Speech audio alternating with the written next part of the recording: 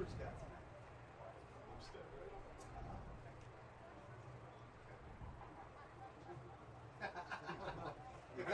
The guys upstairs. The guys upstairs asked me to. You should have asked first quarter instead of first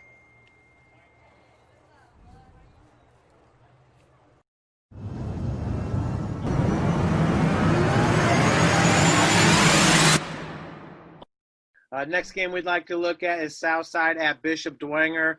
Casey, I saw Dwenger last week. I'm sorry. That defensive front seven has got to be one of the most fierce front sevens, especially with Vinny Fiacable there in the middle. Last week, the defensive lineman leaped up with his, 30-inch vertical, leaped up in the air and blocked a PAT. They're athletic. They fly to the ball. They kind of remind you of those Bill Belichick defenses from New England, where they've got linebackers coming at you from all over the place when you're talking about John Michael Fabini, and it seems like everything starts with Devin Tittman, who truly is just a beast out there on the field. Yeah, Jeff, you summed it up beautifully. Dan Nepper, the defensive coordinator, first-year defensive coordinator for Bishop Dwenger, was our coach of the week, and I think rightfully so. The big question mark coming in was, how can Bishop Dwenger contain Deuce Taylor after what they did to Snyder in week one? And the key was, and I think we talked about this a week ago, could the Saints get pressure on him from different angles, different places, and get him off his spot? The Snyder Panthers never really blitzed in week one against Northside. Their front four managed to get pressure, but it wasn't difference-making pressure. They probably got plenty of QB hurries, but Deuce was able to still throw off his back foot and look pretty comfortable for the whole night. Last week, he did not look that comfortable against that front seven, like you said. And I think Coach Nepper did a fantastic job mixing up his blitz packages, sending different linebackers on different down and distance scenarios, and really, pushed all the right buttons in that 27-14 victory for the Saints. Brendan Lytle, I'm really impressed with the senior QB. He really is a manager of that offense. And it just goes back to saying, I love Coach Garrett because he plays so many guys, and he knows it's a marathon and not a sprint. But he's able to do that while still racking up wins. And what I mean by that, he's not putting too much of a load on one single player. Brendan Lytle, again, a great completion percentage, 62%, 8 of 13 passing. And I'm telling you what, in that game, he was scrambling around while keeping his eyes downfield. And every single time he found Rocco Sioka, it was for big yardage. Sioka, once again, had a great week, easily could have been on the Summit City Sports top 10 players. 6 receptions for 127 yards. At 6'4", 190 pounds, he has really soft hands. And they still haven't even gotten the tight end, Jack Tittman, really involved in the passing game over there. So it just looks like Dwenger is going to continue to grow offensively, almost like Coach Garrett's not showing too many of his cards right now. Well, he's got a lot of cards. And so he's literally playing, a hand of poker with about 4 or 5 extra cards under his thigh sitting at the card table. And he's, it's a great luxury to have. A lot of these players, you don't have to have a Demarius Cowan rush 69 times in 2 weeks at Bishop Dwenger to be successful. And to your point, you're keeping guys fresh, you're keeping them hungry, you're keeping defensive coordinators somewhat guessing and on their toes. Brendan Lytle has been fantastic, 19 of 29 for 324 yards. A lot of people would be like, wow, that's not that impressive. That's pretty impressive. Completing 2/3 of your passes, no picks this year, I believe. Very efficient. Now that Henry O'Keefe, this is another name to keep an eye on, is in the mix. He had to be quarantined along with a few other guys. He is back tonight. He's going to be in the slot. He's by far their most explosive player in open space. That will keep people from doubling up Rocco Sioka. He is a difference maker on that side of the ball for the Saints. Not that the Southside Archers needed to hear that tonight. Yeah, and on the other side, Southside 0-2. Tough start to the season, being outscored 64-7 in the first 2 games. Concordia, obviously a very good team. Northrop at 2-0, looking to do big things they haven't done in over 30 years. But Southside, probably not going to be the week that they turn it around and pick up their first win. But what are they building upon? Well, they're improving week by week. Again, we talked about it, negative 35 yards, 1 first down in their opener against Concordia last week. I think over 150 yards of offense, 8 first downs. It's just progress right now for Coach Norfleet. He still has a young team, a lot of juniors, sophomores and juniors playing key roles. The key for them is to, stay the course, play Southside football, be physical, play the game the right way. Don't get caught up in wins and losses or where you're at in the standings, and improve week by week. And I think that's the approach right now for Coach Norfleet. And from week 1 to week 2, there was market improvement, and that's all you can ask for as a coach. Yeah, Norfleet, 5 of 14 passing for 68 yards and rushing the ball. We had 1 rush from White Allen, who's a junior. He had a 7-yard carry, so they're getting a lot of different guys involved. If there's one player that's really standing out to you that you think could maybe take a leadership role here with the Archers, who's that one player you're looking at? Well, it's maybe a couple. I mean, you got Maxwell Burney, who's a defensive stalwart. You got Travis Hapner, who plays on both sides of the ball, one of the best punters in the area. Jalen Lattimore. I'm not sure they have that one true emotional vocal leader, though. From talking to some of my sources over there, I'm not sure they have that yet. So hopefully somebody emerges and they step forward, because they've got to have it. You've got to have some of those senior leaders. Maxwell Burney would be one of them. So I don't know if there is one right now. I think Roosevelt Norfleet Jr., who is a junior, is a pretty quiet kid, is my understanding. But you need somebody to grab the bull by the horns and say, let's go, let's play Southside football, let's go out and punch them in the mouth and see what we can do. And I'm not sure they have that guy right now. Good evening, everybody. Welcome to Shields Field on Summit City Sports. It's Bishop Dwenger taking on Southside, but we got the prayer right now. Back in just a moment.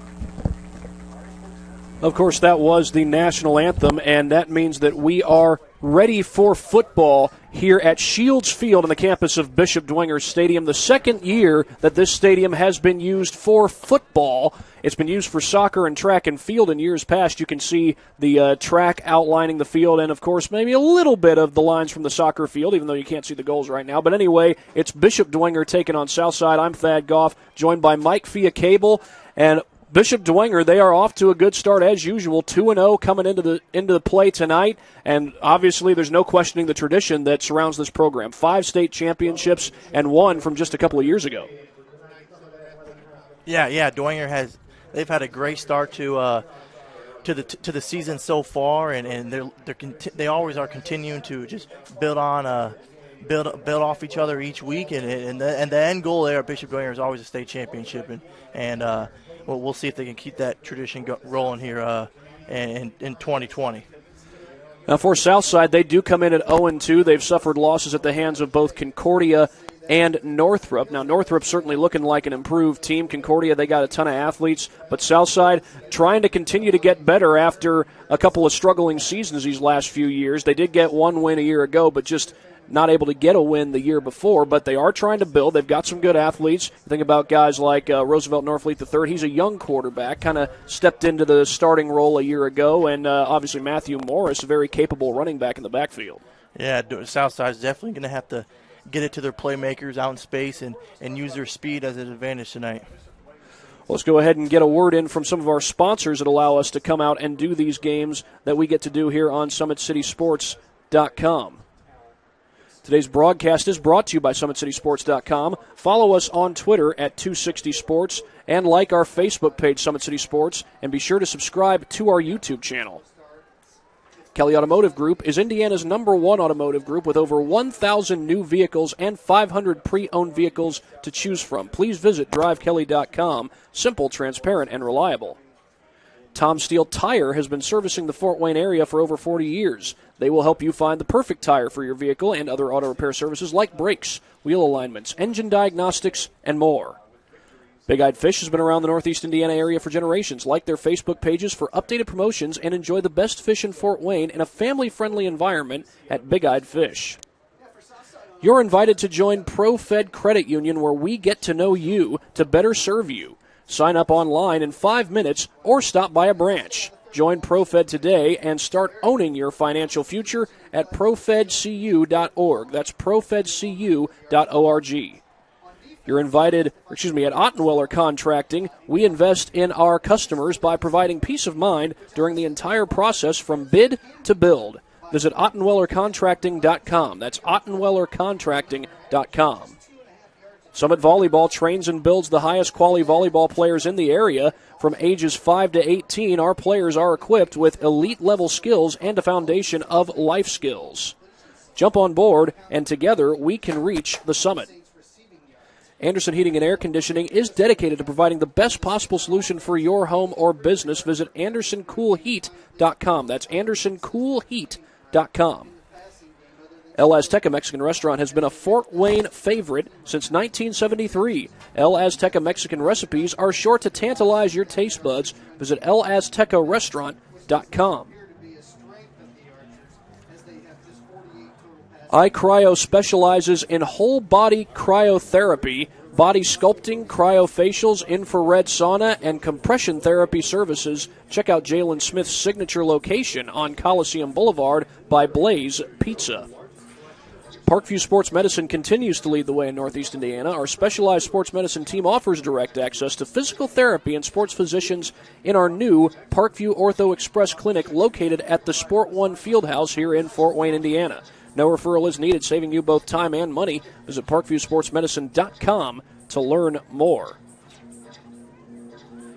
And again, it's Southside ready to take on Bishop Dwenger. There is Southside as they enter the field. Bishop Dwenger, they are on the home sideline as we speak. And the Archers, again, they've got plenty of talented athletes, but, every now and then a certain athlete might break out and have a big-time year, kind of maybe not out of nowhere, but maybe unrecognized beforehand. Rocco Sioka is one of those athletes, not very highly recognized before this year, but in each of the last 2 games, he has put up 127 yards in the receiving game. He's a big 6'4" wide receiver and someone who's really made an impact. Yeah, he's had a huge performance these first two weeks of the season. I'm looking forward to watching him have a big one tonight. Now, this Bishop Dwenger team has done a good job at getting pressure on the quarterback. They have 6 sacks as a whole on the season, and one guy who has really been a huge contributor in that factor is John Michael Fabini. He's an experienced linebacker on this team, but Devin Tippman in the last game against Northside came up with a couple of sacks as well. This is a Dwenger team that, without question, is certainly capable of getting pressure on the quarterback. Yeah, that defense, they're built off that defense, and if that defense can hold them up, and then that offense is rolling, Dwenger's hard to stop. Now, this Southside team, no doubt they've certainly given up their share of points these last couple of weeks, 37 against Concordia, 27 against Northrop, but they have been getting in the backfield and making those tackles for loss. Maxwell Burney leads them in that category. He's got 3 tackles for loss on the season. Got a bunch of guys also with 2 apiece. Fred Vasquez, Trevor Hapner, just to name a few. And also Devontae Williams is another one. He's a senior. And this Southside team, they've been doing a good job getting in the backfield, but one thing Roosevelt Norfleet is going to want to see from these guys is more consistent stops. Some good resiliency, perhaps.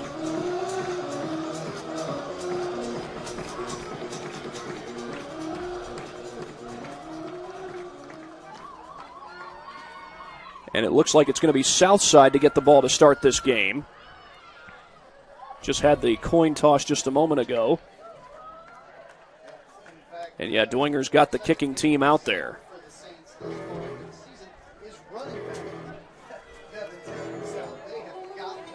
Now, one thing that Bishop Dwenger is certainly good at, and we'll see this a little later on, they have plenty of guys who can run with the football. That is for sure. They're loaded back there in the backfield. This is Joe Belanda to kick it away for Dwenger.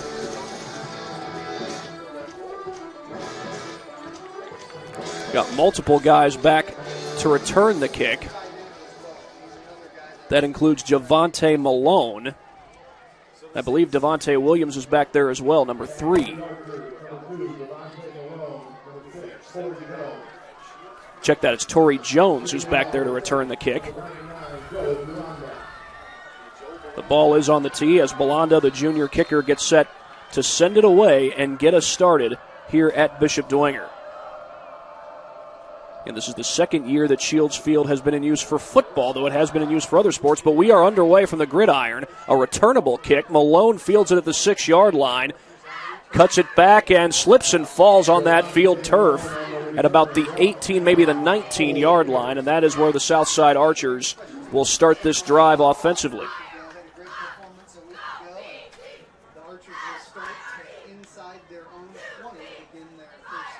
And Roosevelt Norfleet III is the starting quarterback. He got to start in last year's postseason game against Huntington North. He is the son of head coach Roosevelt Norfleet Jr. No doubt helps to have a dad who is a head coach, but, you know, Roosevelt Norfleet III, he had to kind of scrap and claw to get that starting job. He'll hand it off right here on first down, and they run it off the left side. That's Matthew Morris. Gain at 6 or 7. Good first play for the Archers. As long as they can get in that little consistent rhythm, I think that they should shape out all right tonight. Beg your pardon, it's actually Xavier Hollister, I beg your pardon, getting the carry, and a good gain on first down. He picked up 7 on the play.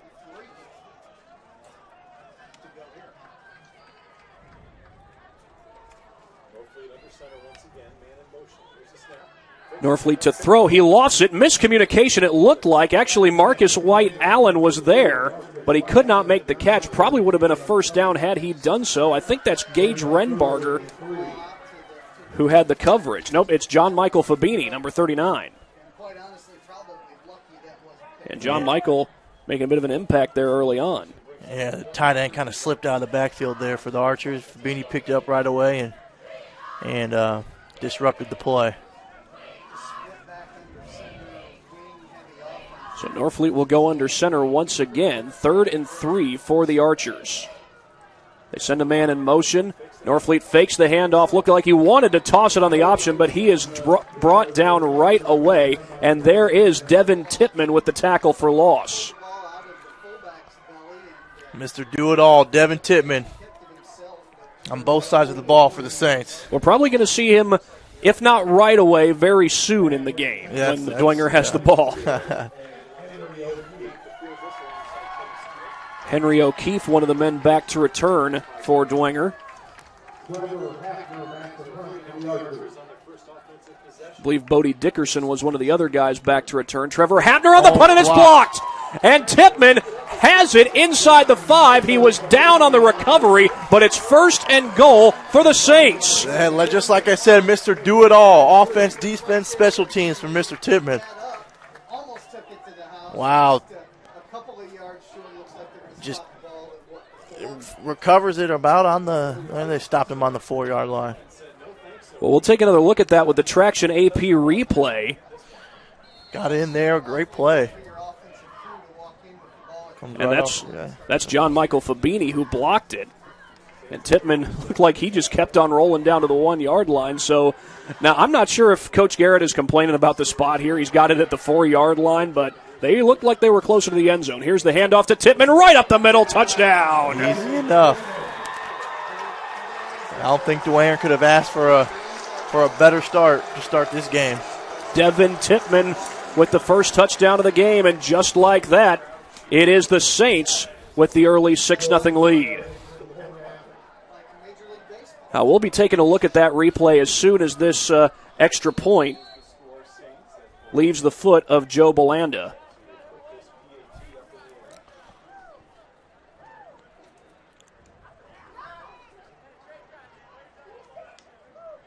Somebody might have jumped. There's a flag down. It's going to be encroachment, it looks like. So even though Belanda knocked it down, they're going to make him kick it one more time because of the encroachment. Had it been offsides, the kick would have stood. Now the official is, it's like he's discussing with the back judge. But yeah, they are going to re-kick it.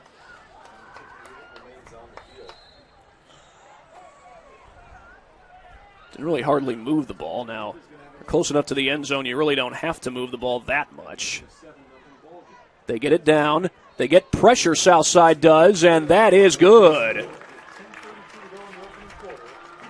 Joe Belanda adds on the extra point. It was Devin Tittman who got him in the end zone right after he recovered the punt, and here is another look at the touchdown on the Traction AP replay.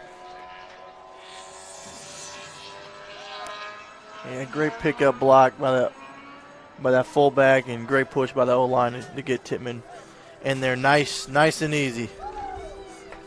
He averaged over 4 yards per carry in the Saints' most recent game, a win over Northside. Went on the road for that one. Of course, Northside's not far away from here. It's not necessarily right down the street from Bishop Dwenger, but it's a short drive. And now Joe Belanda, after making that last. Got that sandstorm playing here at Shields Field, getting me fired up.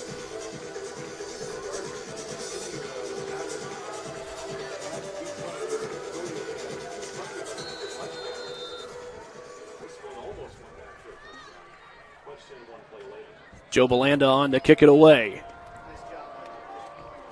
Just a minute and 28 seconds into this game. Another returnable kick. Malone is there. He takes it from the 4-yard line. Well covered by the Dwenger special teams, and they stop him short of the 20 again.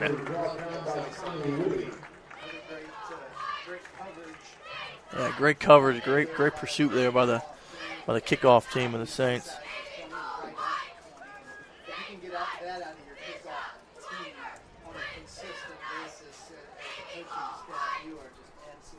So again, Southside forced to start. Oh, they're going to give him the 20-yard line.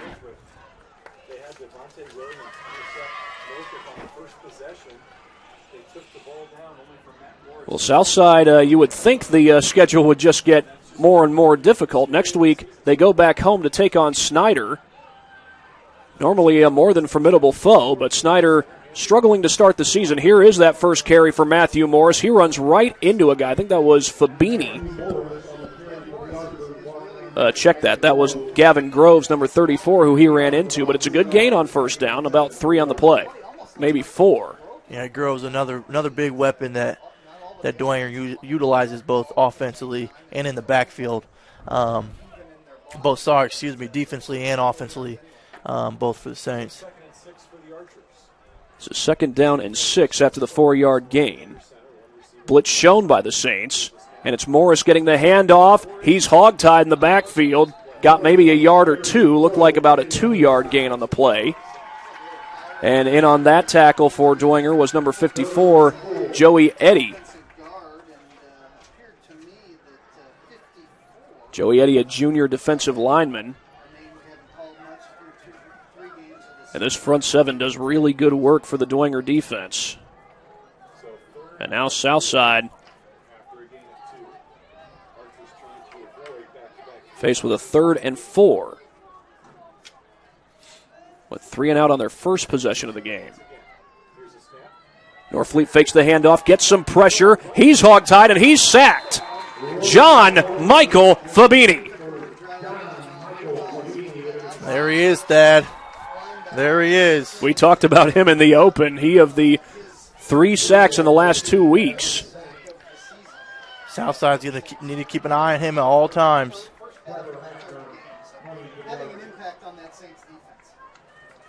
Well, the last punt for Southside was blocked. And it was John Michael Fabini who blocked that punt. We'll see if Hapner can get this one away. And by the way, Hapner plays multiple positions on the field. He does get this one away. It's returnable, but O'Keefe will let it go. He's going to try to recover it, it looks like, and he does.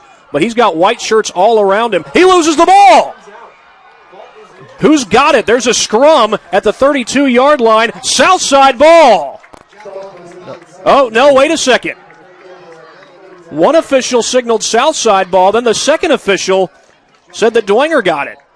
Yeah, I think they turned it back to Dwenger. Yeah, it looks like Dwenger's offense coming out on the field right now. They are indeed. That was an interesting sequence, to say the least. But Dwenger will start this drive, and that was kind of a curious decision to go try to field that one after the ball was over O'Keefe's head. Yeah, Saints caught a break there. And if I'm not mistaken, I think that's Louis Tippmann in the backfield, number 26. And a timeout has been called by Southside. Well, while they take one, we will take one with them here on SummitCitySports.com.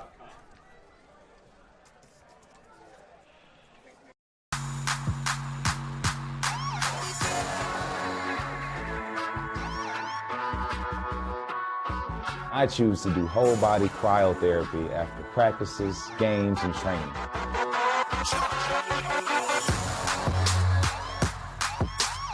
It reduces inflammation in my muscles and allows me to move more agile throughout my profession. I became a believer in iCryo after my severe injury in college at Notre Dame, tore my ACL, and I was looking for ways to recover, ways to get back on the field. So I'm thankful for iCryo.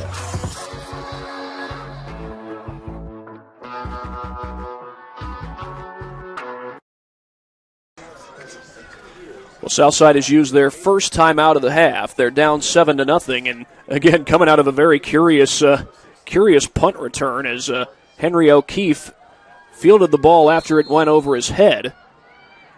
I don't know, Mike. Would you have advised him to go field that, or would you have advised him to let it go? I think he was just trying to make a play there. Here's Lytle on the keeper, and Lytle gets run into, but keeps going against the contact. A good run by Lytle. Fernando Vasquez tried to get him down, but Lytle just kept the legs churning. Yeah, good read there by Lytle. Read that defensive end. Defensive end went to the running back. Lytle cut it right up the field. And he had split some time in previous years with Patrick O'Keefe at quarterback. O'Keefe has since graduated. But Lytle, last year, the starting job was basically all his. And he had a great year last year. Was one of the top passers in the SAC.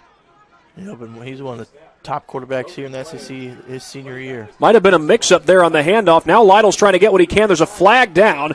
The defender rides him back to the line of scrimmage. Yeah, broken play there for the Saints. Lytle tries to make a play and then get what he can.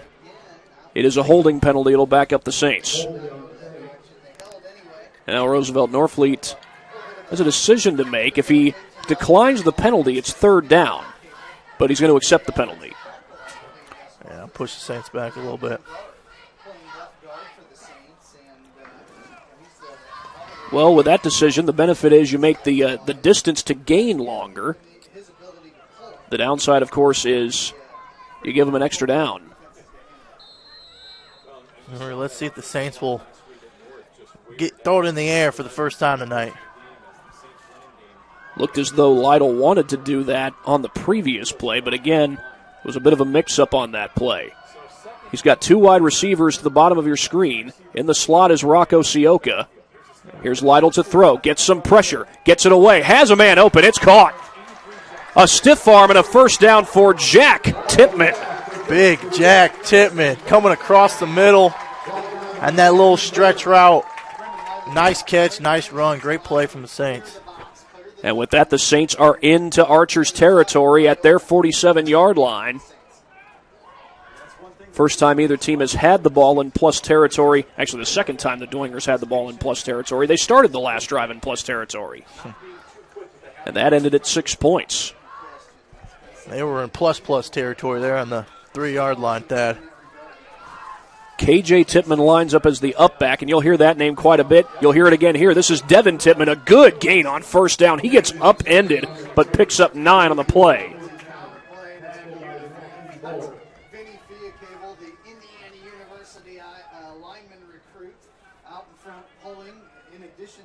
So 2 carries so far in the game for Devin Tipman, 2 good ones. One of them went for 6. The last one made it 2nd and 1. Tipman remains in the backfield next to Lytle. And again, KJ Tipman this time lined up to the left of the guard. Left of the tackle, I should say. Snap to Lytle. He gets some pressure, trying to dance away from it. He backtracks, lofts it, and that's well short of Tipman's reach. Jack Tipman was the intended receiver. He plays at tight end as well as linebacker. We do have a flag down on the play. Oh, and that's a big one. Roughing the passer is the call. Yeah, Lytle was scrambling away, trying as he threw it. And Archer came in and hit him a little bit late. Little small mistake, big mistake there for the Southside defense. Let's see if we can see it here. Well, there was contact there, and that didn't look like it was extremely late, though. Now, these are all judgment calls that these officials have to make. Little bang play. And, of course, we will point out that in high school you don't have the benefit of stopping the game to go to instant replay. We can show you folks at home the instant replays. Unfortunately, there's no replay official here at the high school level. But for Dwenger, they get the ball inside Southside's 25-yard line. Here we go. We got big Grant Sorg there at left tackle. He's back for the Saints this week. Back to the ground they go with Devin Tipman. Drags a defender with him. He gets thrust down inside the 20. That's a 5-yard gain on first down.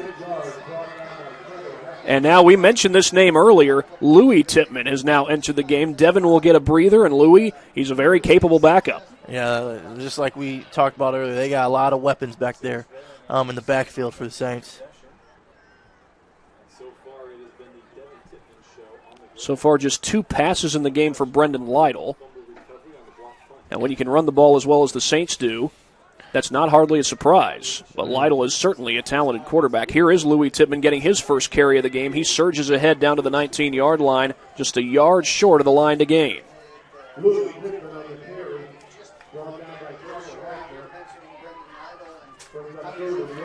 Saints going right over that big left side over big Vinny Fiacable, IU football commit, and left tackle, big Grant Sorg. All my old linemen are big. Hey, those are my guys. We'll see how they perform tonight. There we go. It's a QB sneak by Lytle, and he's got it. No doubt about it, down to the 11-yard line. The QB sneak resurrected. We mentioned Vinny Fiacable playing left guard tonight. Grant Sorg in there at left tackle in the spot that Vinny had previously played. So Grant's no small individual either. I think he runs about 6'5" himself. So between those two guys, that's a pretty good, beefy left side. Second red zone possession of the game for the Saints. Louis Tipman remains in the backfield. Snap to Lytle. He gives it to Tipman off the right side, and a good tackle just across the line. Marcus White Allen makes the stop. It's a gain of just a yard. Yeah, great play by Marcus White Allen there. He slid right past the pull from Vinny and got in the backfield. I tell you one thing, this Southside team is doing a good job of getting penetration, getting pressure on the quarterback on those pass plays. Yeah, they just need a takeaway somewhere. It kind of spark some energy, spark some momentum here for the Archers. That looked like movement, and this play gets blown dead. We'll see who it's on. I think they're going to call it encroachment against Southside. There were guys moving on both sides of the ball, but in this case, it's the white shirts who get called for the early movement, as opposed to the blue shirts. Well, Devin Tittman comes back into the game along with Tommy Whitty.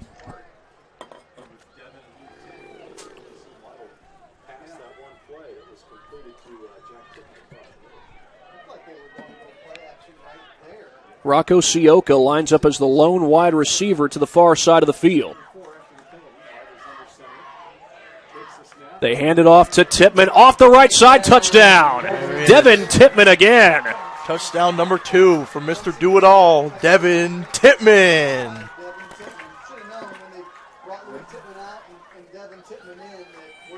Well, in both scoring drives, it's Devin Tittman getting the handoff. Go get us 6 points in the red zone, young man, and he does not disappoint. Joe Belanda on for the extra point. And we've got 3:06 to go in this one.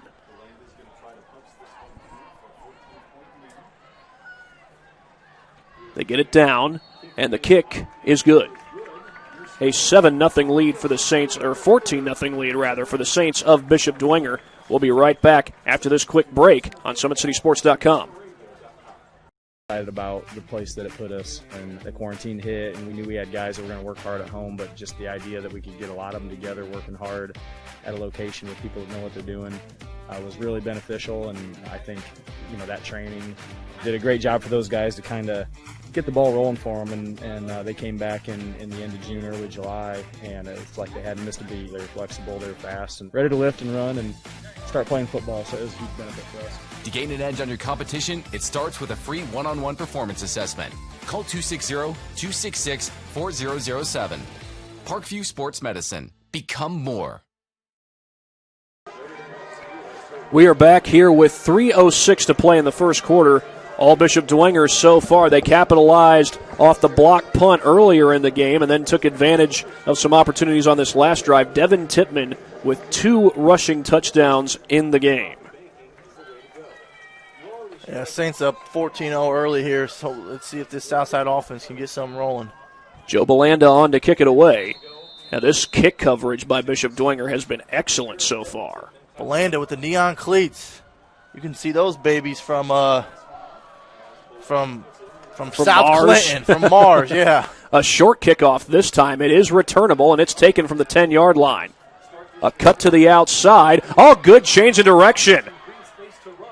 Anthony Thomas down the sideline, and he's out of bounds out across the 40-yard line. Of course, that's not to be confused with the former NFL running back Anthony Thomas, the Michigan graduate. Now, I don't know how well that school is liked around these parts. That's exactly what Southside needed. Let's see if this option attack can make something happen here on their third drive of the game. Archers will start from their own 38-yard line. Well, I talked about the job that Southside had been doing getting pressure on the quarterback. Bishop Dwenger has done a good job getting in the backfield, not just to sack the quarterback, but also to get those tackles for loss.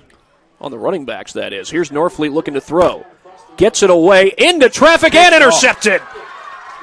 Gavin Groves takes it back inside the 30. What a play. Leaps up and over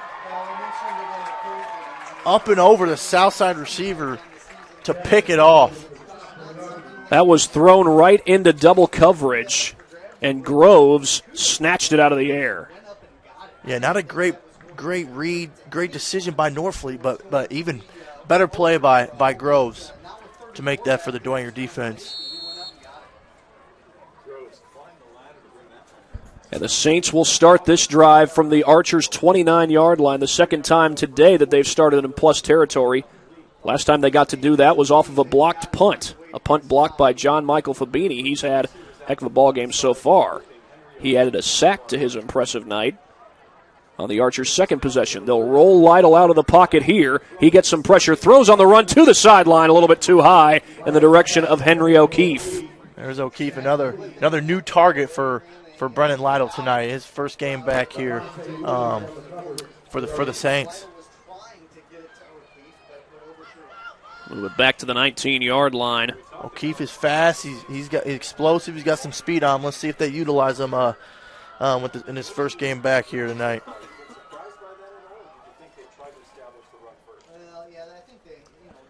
It's the first time that Dwenger has started the drive with the pass play, but of course Brendan Lytle has been a quarterback who's been growing and improving really ever since he earned the starting job back in 2018. Yeah, Brendan's done a great job to start the season. A change in direction by Louis Tittman. Gets a block, a couple of them, and picks up the first down. Runs right into a defender to get to the 15. Nice little counter play there from the Dwenger offensive line. Great cut by Louis Tittman to reverse the field and pick up a big gain.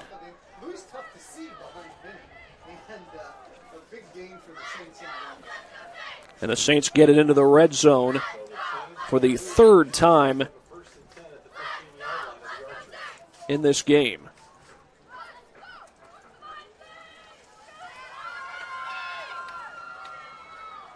Yeah, this Southside defense is going to need to make a stand here to stay in this game early.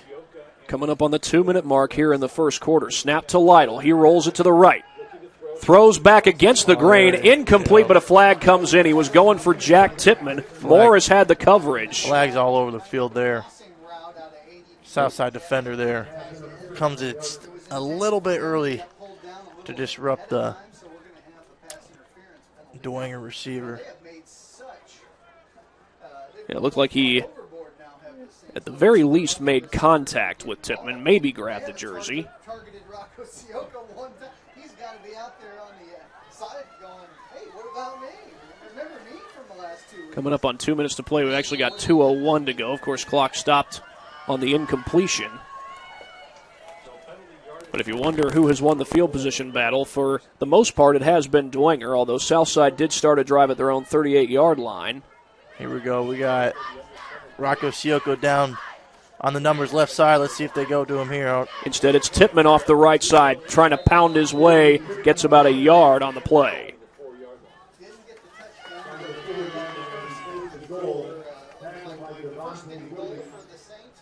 Yeah, you mentioned Rocco Sioko. I was wondering if they were going to maybe try to get it to him on a fade route or something like that. Yeah, we'll see. We'll see what they come out with here.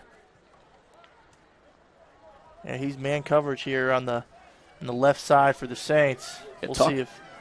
Talk about being on an island. That's about as lonely of an island as you could hope for as a wide receiver, and you want those lonely islands, don't you? Yeah. You're either going to him or you run behind that left side of the offensive line. There it is. It's Tittman getting the handoff, battles toward the goal line, but short of it. Good stand by the south side. Good tackle. They're going to mark him at the 1-yard line. 3rd and goal coming up.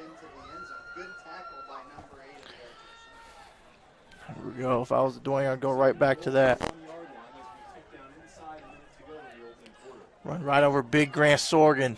Big Vinny Fiacable. Shout out little brother. It's his birthday tomorrow. Happy birthday, Vinny. There it is. It's Tittman getting the call, trying to break free. He's in. Touchdown. Devin Tittman has got the hat trick.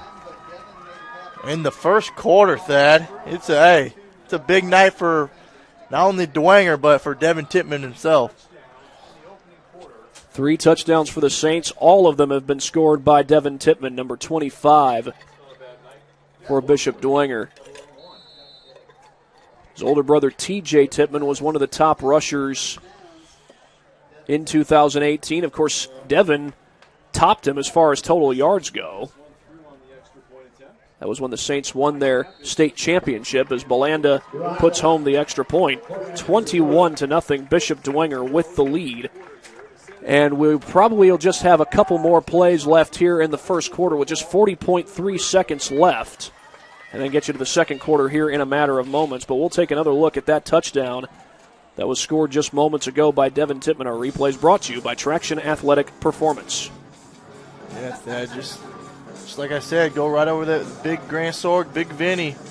And that's a nice little hole they'll make for you. If you're a running back, you got to like those big offensive linemen.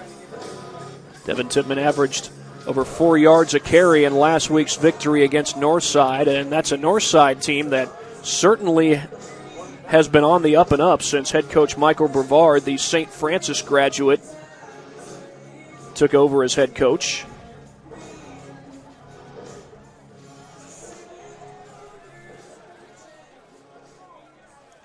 We try to get some updates for you of games going on across the SAC, maybe even some outside the SAC. We got Leo taking on Norwell. Our good buddy Ryan Dellinger is calling that game. This is a returnable kick. And it is taken from about the 11-yard line by Anthony Thomas, and Thomas gets it across the 20-yard line. So perhaps one more play, maybe two more plays to be run here as we start the second, or as we have 35 seconds left in the first quarter. Southside has yet to pick up a first down in this game. They've gotten it to 2 third-down situations, have not been able to convert, and then had the interception on the last possession. Yeah, they've got a little movement, Southside offensively. They just need to get that first down to get some momentum going. As the sun goes down, you see the shadows settling in over Shields Field. Here's the handoff. Straight up the middle they go. It's Thomas battling against defenders, and a good gain there on first down. He gets to the 31-yard line. Yeah, nice play. Nice run. Southside will not have to run another play before the clock runs out. We'll see if they end up doing so. Norfleet looks like he's getting the play from the sideline. And now we're down to 2 seconds. It looks like we are going to head straight to the second quarter. And Southside will have a 2nd down and 1 when we return. It's Dwenger leading 21-0 here on SummitCitySports.com.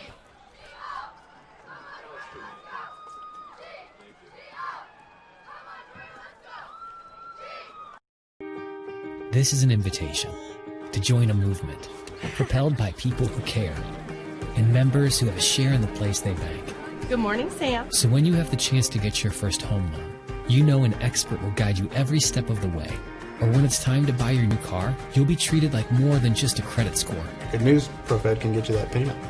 This is an invitation to a place where simply belonging can help enrich your whole community. ProFed Credit Union. You're invited. I was once a Southside kid who was led on a journey by high school football. A journey that taught me discipline, toughness, and the skills that made me a success. As a businessman with a CPA license who owns his own firm, I still use the building blocks of high school sports in my everyday life. Someday sports will end no matter what level you reach, but you will be left with the skills to compete in the next game, the game of life.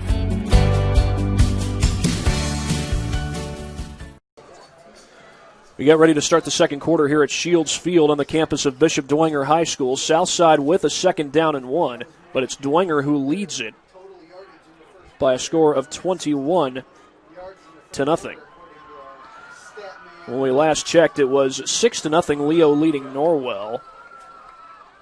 And over at Wayne High School on the south side of town, the Generals lead Northrop 20-14. Sherwood Haydock trying to get his first win as the Generals head coach. He's gotten plenty of wins in his career. Here's Thomas stretching it to the outside, and he gets the first down. Took a bunch of guys to tackle him, but he gets the first down. That is the first time the Saints have moved the chains, and now Thomas comes up a little gimpy. That shotgun spread attack there for the Archers. Hey, two plays in that formation, and they're looking good. Let's see if they stick with it. Well, Anthony Thomas has provided a bit of a boost for the Southside team. He had the big return to get him to the 38-yard line on the kickoff not long ago. There we go, a little spread attack from Southside.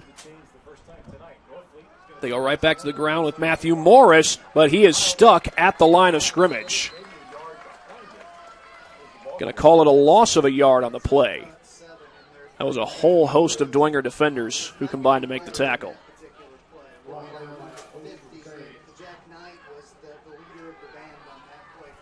Big Jack Knight gets in there for the loss of 1.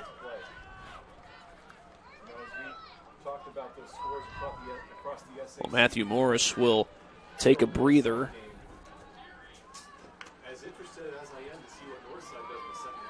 Now, we got a good ball game going on over at Carroll. That one's tied at 7-7. The Chargers, of course, taking on Northside.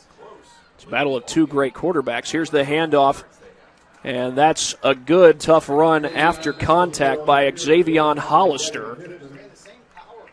He only gets 2, though. It was a good, tough run, though, after the contact. Yeah, it looked like the same power play right there for the Archers. It's third and 9 here. Let's see if they let Norfleet sling it a little bit. I don't believe Norfleet has completed a pass yet in the game. Got a lot of football left to be played, of course. And they've only gave him about 1 or 2 options here tonight so far. He's going to go from the shotgun here on 3rd and 9. He'll fake the handoff, roll to his right, gets it away, a high throw. It is caught. Oh, nice spin move and a first down. Javante Malone gets it into Dwenger territory. There is a flag down, though, at the end of the play.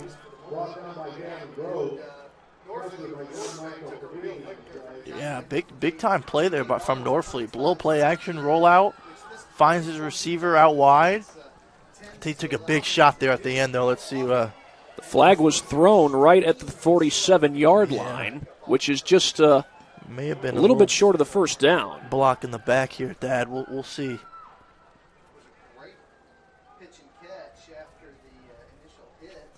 Well, the officials are going to discuss this. Indeed, that was a heck of a play. We'll go ahead and take another look at it on the Traction AP replay while this gets sorted out. Oh, they're going to pick up the flag. So no penalty on Northside, but how about Javante Malone? Not only the spin move, but reaching up to make a tough catch. And a little momentum from the Southside offense. Let's see if they can keep it rolling here. Right now we've got 9:49 to go here in the second quarter.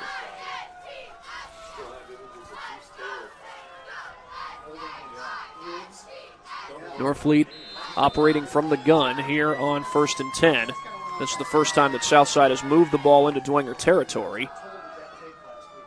And nice job bouncing it off the tackle by Matthew Morris. It's a pickup of just 2, though. Make that 1 yard. Well, an update, Northside has taken the lead over Carroll 13-7. I'm sorry, Mike. No, Dwenger does a great job of swarming to the ball. Every play, you see 5, 6 guys, 7, 8 guys in there for the Saints defense. They got great coach. They're fundamentally sound there, and great coach by defensive coordinator. Snap to Norfleet. He throws it off his back foot to Hafner. Hafner finds space and takes it down to the 42-yard line. Make that the 43 before he's dragged out. Norfleet just doing whatever he can to get it out to his playmakers there on the outside. They haven't made it easy for him to get it out there either. Hafner's a guy who plays a little bit of tight end, a little bit of defensive line. He's the punter. He's the place kicker. Last year in the victory over Wayne, he actually recovered an onside kick. He kicked an onside kick and then recovered one late in the game. Here's a handoff to Morris, and he gets a good gain. Picks up the first down inside the 35-yard line. Matthew Morris, we were waiting for him to break one. He gets a good gain there to move the chains. Archers rolling here on offense. That's as good a play as they've had tonight in the run game. And the Archers are quietly putting together a very impressive drive. This is a very impressive drive here for the Archers. Let's see if they can come up with some points here. Get something on the board. Handoff goes to Morris again. Another good run against contact. He took a big hit at the 26-yard line. I think that might have been Kamari Bragg, if I'm not mistaken, who made the tackle. But either way, it's a good gain on first down for Morris. He picks up 5 on the play.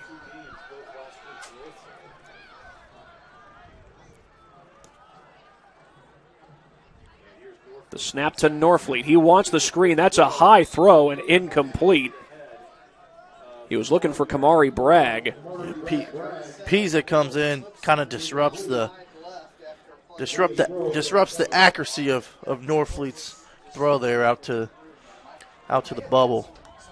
Sam Pisa plays for Jason Garrett in multiple different sports. He not only plays football here at Dwenger, he also plays baseball. And Jason Garrett is the head coach of that particular sport.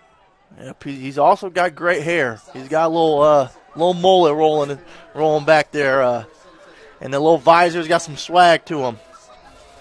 Saying he's trying to do the Mike Gundy thing? I guess so. Oh, Norfleet loses the ball. Who's got it? There's a scramble. Dwenger thinks they've got it. Have not seen a signal from the officials. They do. It's Dwenger ball.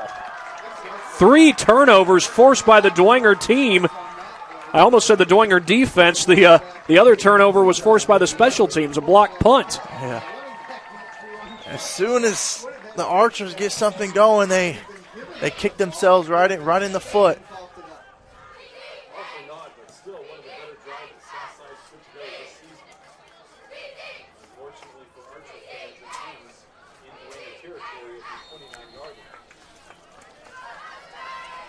So Dwenger takes over, leading 21-0. They start this drive from their own 28-yard line. We have a whistle blow here just before the play.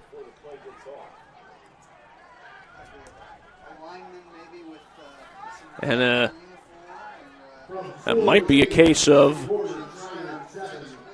Joe Fabini maybe having some blood on the jersey. They'll bring in a substitution. That's Jack Knight coming in.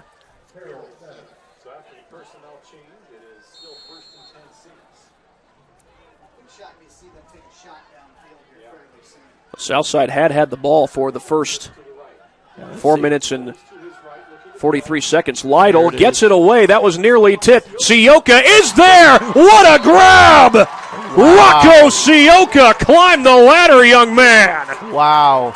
What a throw, what a catch by Sioka, going up and over the Southside defender to make a big-time play. And that's exactly what he's been doing the last 2 weeks for the Saints offensively. I believe that's his first target of the game. It's definitely his first catch. Yeah, you felt it coming. You felt that Dwenger offense looking to take a shot sometime here soon, and there it was. That play goes for 42 yards on the first play of the drive. Let's see if they go back to it. They got O'Keefe out man. Handoff is to Louis Tippmann off the left side. Gets a good block. And out across the 20-yard line with a first down is Tippmann. And who should throw the key block for him but KJ Tippmann? Vinny Fiacable pancaked Southside Archer defender. Put some chocolate chips, blueberries on the pancake, and looks like he's down there. And we do have a Southside player down, and while they tend to him, we will take a break here on SummitCitySports.com.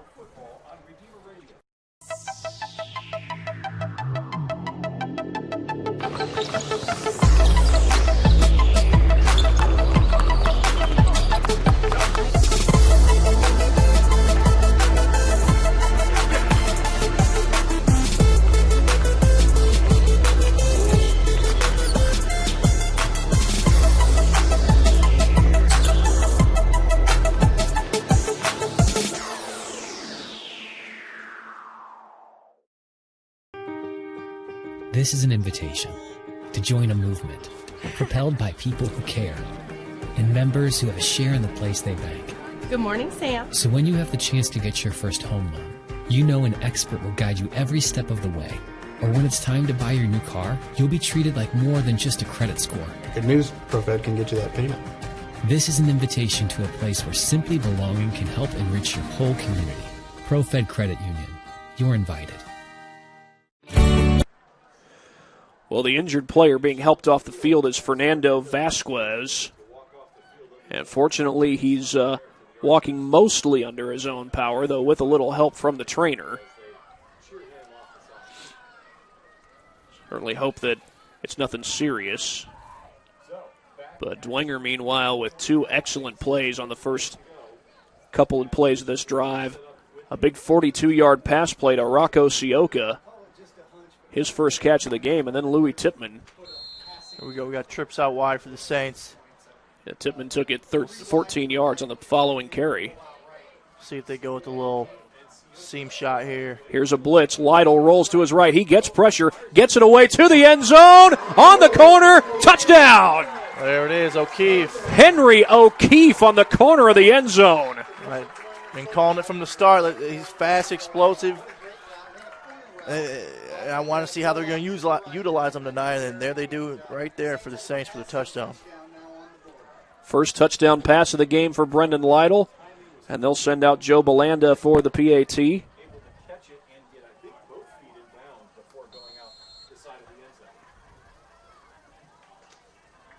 Toe touch, touchdown for Mr. Henry O'Keefe.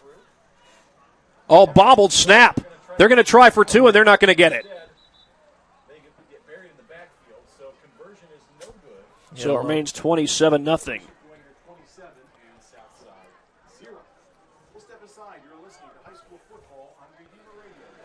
Well, we'll go ahead and show you our latest replay brought to you by Traction Athletic Performance. Here is the touchdown pass again. A nice roll, nice throw on the run from Lytle. Now, again, it's all judgment calls here at the high school level, but did that look like clean possession?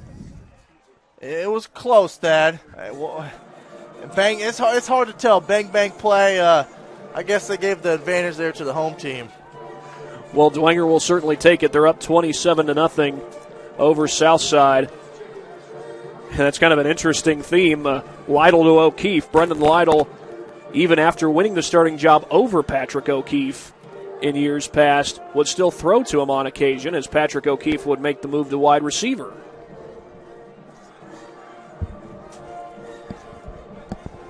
Of course, Patrick is the older brother of Henry O'Keefe, who just scored the touchdown.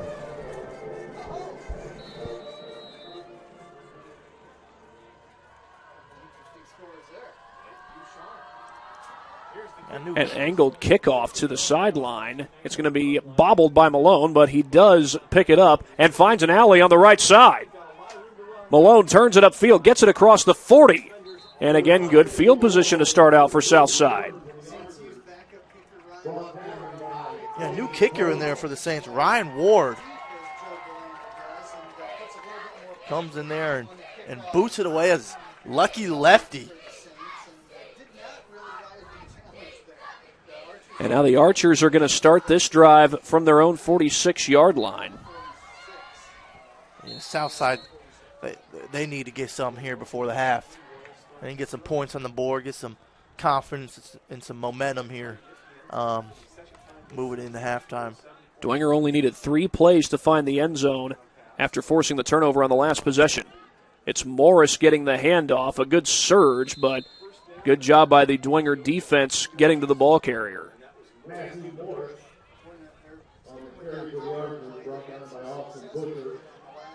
Over Wayne, the score remains 20-14 in the Generals' favor. Leo still with a 6-0 lead over Norwell. Those are just some of the scores taking place. Scores of games taking place, that is. And right here, it has been all Saints. Handoff goes to Morris. A nice cut to the inside. And he takes it down to about the 45.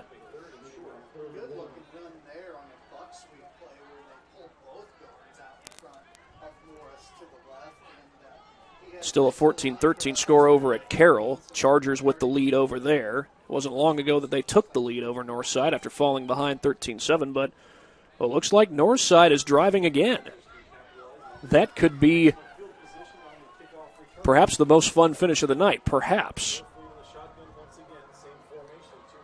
Norfleet takes the snap, sets up the screen to the far side, and it's a high throw. That was incomplete. I don't think they blow it dead. Now they do. It's an incomplete pass. That was definitely a forward pass.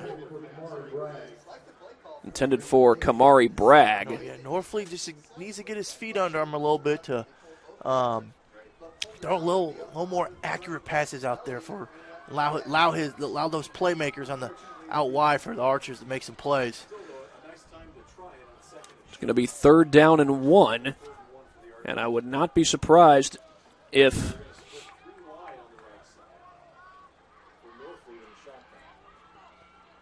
they go back to the ground here. They've got Morris to the right of Norfleet.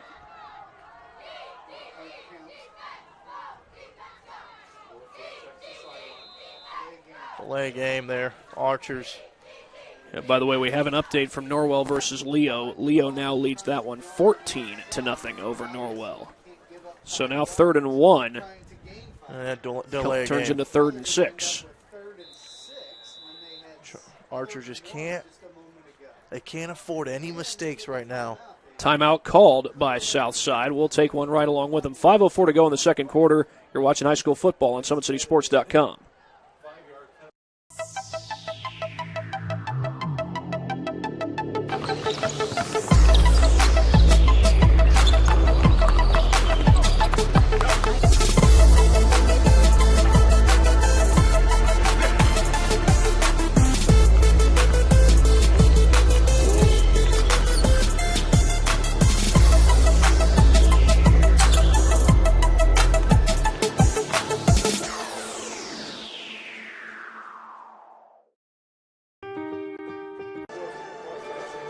Back from the timeout, 5:04 to play in the second quarter. It's Dwenger leading 21-0 over Southside.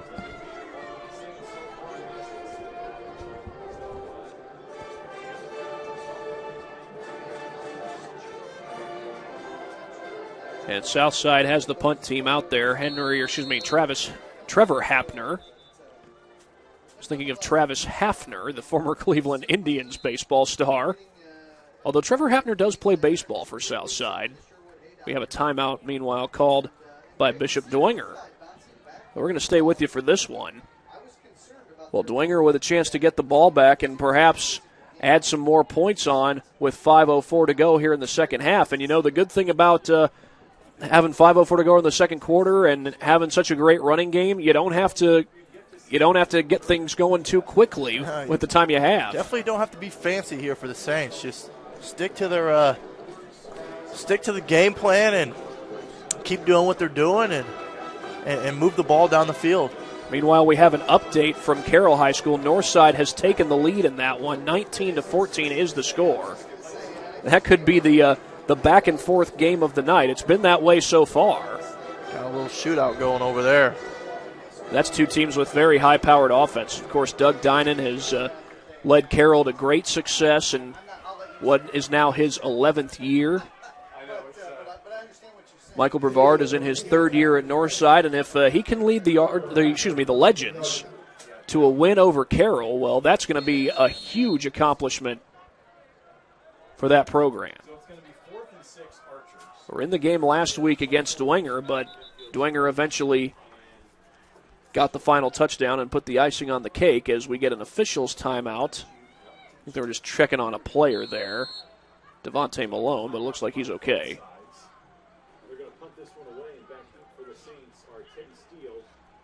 Hapner gets it away. The Saints did get some pressure.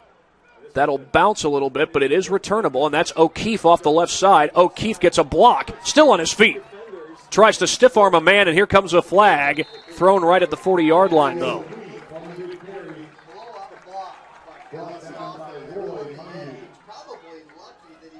I think Callan Stauffer got the block there. Stauffer, number 24. He's a defensive back. He's a multi-sport athlete here at Bishop Dwenger. So many of these guys, multi-sport athletes. I dare mention that Dwenger's quarterback, Brendan Lytle, plays 3 sports. He plays football, basketball, and baseball. Speaking of Brendan Lytle, we got double ones. Mr. Bodie Dickerson, the man himself, getting an early appearance here at quarterback here for the Saints tonight. Sophomore quarterback Bodie. And he comes into the game with 4:50 to play in the second quarter. I don't know if that means that Brendan Lytle's night is done, or apparently the penalty was against Southside as they moved the ball to the 50-yard line. But Bodie Dickerson is a sophomore. And who knows if the job will be his when Lytle graduates. Lytle is set to graduate this coming spring.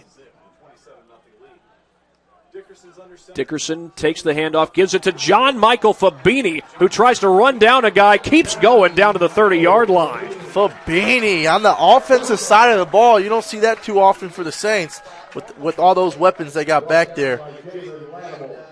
He did good work both on special teams and on defense earlier in this game.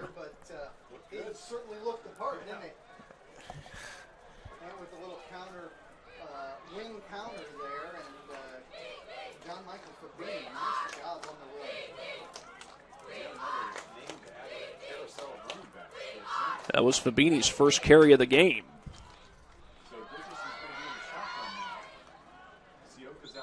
The handoff off the left side, but a flag comes in to blow the play dead. That handoff, by the way, went to Assis Dixon. I think we got a false start.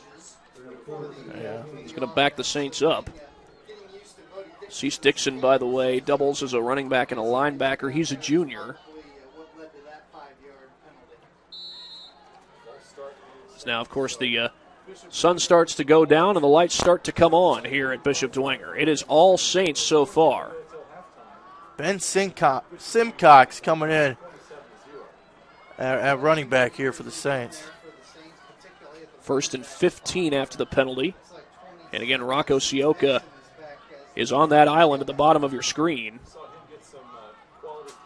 They'll hand it off. Oh, a good run here by Assis Dixon. Gets back the yardage lost on the penalty. It's hard to see Dixon back there. For that south side defense, he's fast and can hide behind those big offensive linemen for Dwenger. And folks, Carroll has just taken the lead. They're just going back and forth over there. So right now the score is 20-19. They'll be kicking an extra point here. Meanwhile, for Dwenger, they're driving, trying to add to their lead.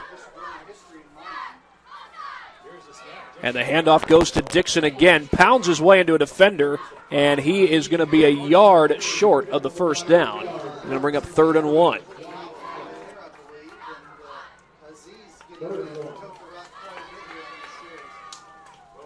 I would expect Dwenger just to keep it on the ground the rest of this drive.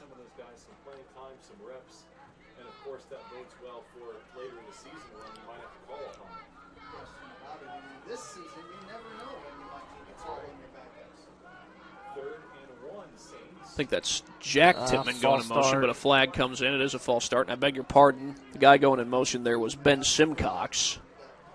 And that turns 3rd and 1 into 3rd and 6.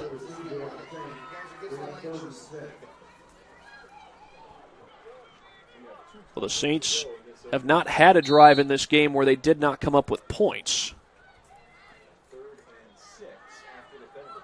Trying to keep that intact on what could very well be their final possession of the first half, and I think they would certainly live with that. A touchdown here would put them up 34-0. Here's Dixon again off the right side. He's got the first down. Great push by that offensive line.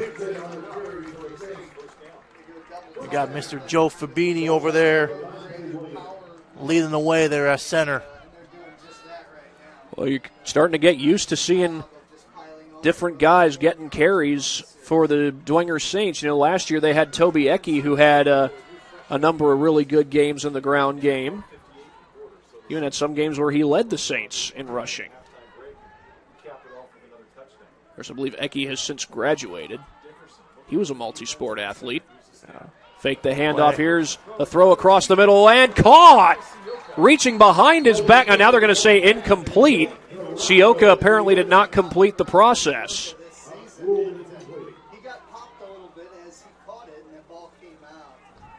Dickerson did throw it a little behind him. Yeah, he took a little shot there at the end.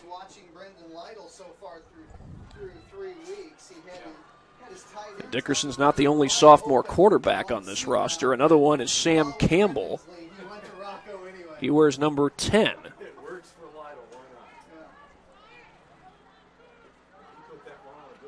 Dickerson takes the snap, hands it off to Dixon, and he is thrust down in the backfield by Marcus White Allen.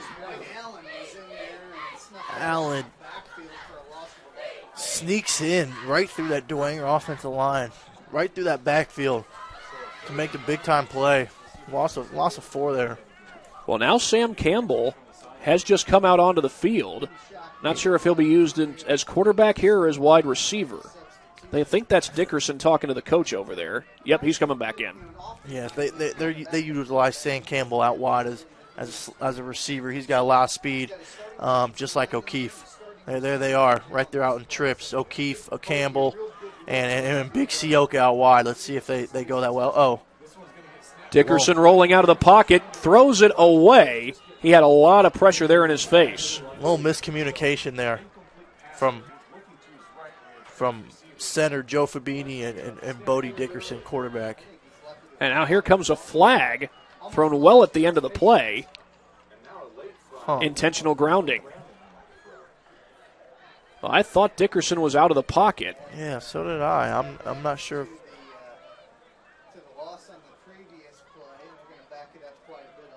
Well, that's going to be a 10-yard penalty and a loss of down, so that's going to make this 4th down very interesting.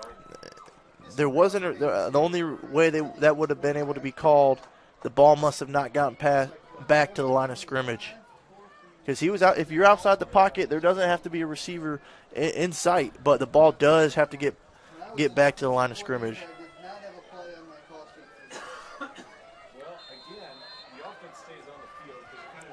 Well, 49.4 left to play in the second quarter. It looks like the offense is going to stay on the field. Yeah, let's see if they let Mr. Bodie Dickerson take a shot here.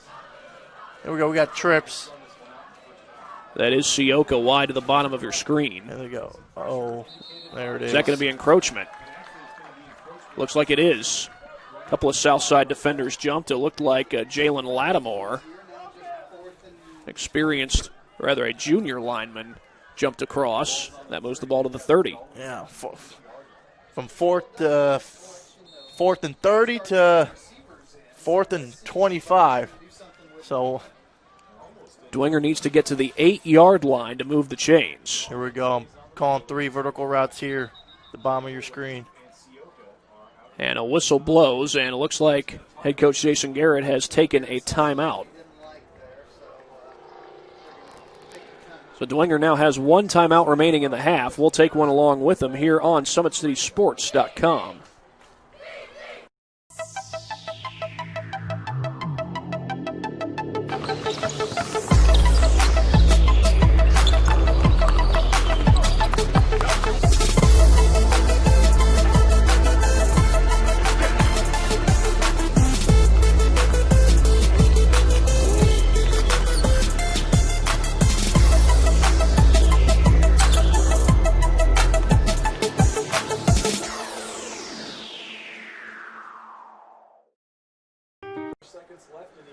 Back here at Shields Field, Bishop Dwenger has a 4th and 22, and they had kept the offense out on the field just moments ago. You would think they're probably going to do the same.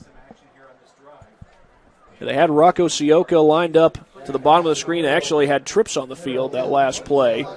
And you were saying just during the break, Mike, that they might take a shot here. Yeah, it would not surprise me at all if they went for a big one here on 4th and 25 to finish out with 49 seconds left in the half. Here we go. We got the speedsters at the top of the screen. You see Sam Campbell, number 10, and Henry O'Keefe, number 21, and then big Rocco Sioka down here at the bottom of the numbers. By the way, Wayne has added to their lead over Northrop. They're up 26-14. Here's Dickerson rolling to his left, away from his body, throws it downfield, and that is incomplete. Yeah, Bodie Dickerson had a lot of pressure in his face. Try to get it out to Sam Campbell, or it was Henry O'Keefe. It was hard to tell They were kind of both in the target, but he was rolling to his left. Not an easy throw, especially with pressure in your face for Mr. Dickerson. So Southside will take over at their own 30-yard line. We've got 41.8 seconds to go. They can cut into this deficit just a little bit. Well, Dwenger put away Wayne 35-14 here on this field a couple of weeks ago, but they've got potentially a tough one next week when the Saints go on the road to take on Homestead. Handoff goes to Xavion Hollister, and he gets back to the line of scrimmage, and that's about it. Yeah. Let's see if the Archers will run another play here before the half with 25 seconds left.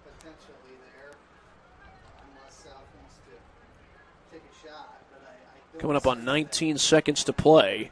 I think they're going to take it into halftime here. Yep, they're heading off to the sideline, so that is going to be the end of the first half. Bishop Dwenger with the lead 27-0 as we are now at halftime. And the fans with a lot to celebrate here at Shields Field. All Bishop Dwenger in the first couple of quarters. We will be right back after this break here on SummitCitySports.com. We have to do this. A bit of a hill. His mother said, if you're coming to school, you got to bring your sister because they have to go and work in the fields. So this kid carries his 1-year-old sister everywhere. A lot of those kids don't eat in the morning. A lot of those kids, the only place they do eat is at that school. I thought going up that mountain, Mary's meals can reach everywhere that there's a hungry child. You see what happens after a simple meal? It just came to life. Love reaches everywhere.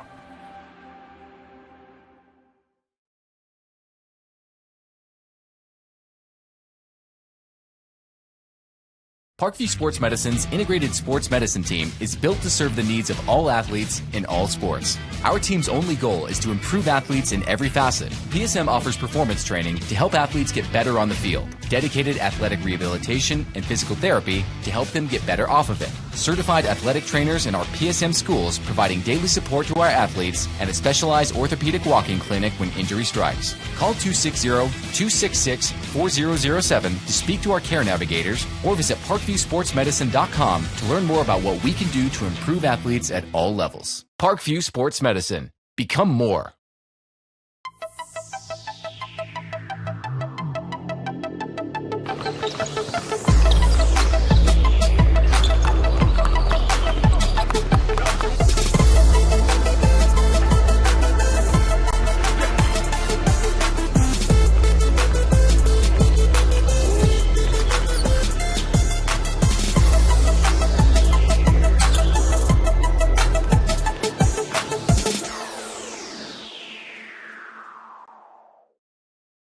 Welcome to the Summit City, home to the 260's dedicated high school athletes and fans. Each victory and celebration captured by our cameras. Treasure the highlights from the Summit Athletic Conference this season or complete games live or on demand. After all, nobody's more proud to call Fort Wayne home than SummitCitySports.com. Joint pain, sprains, strains, or a possible broken bone?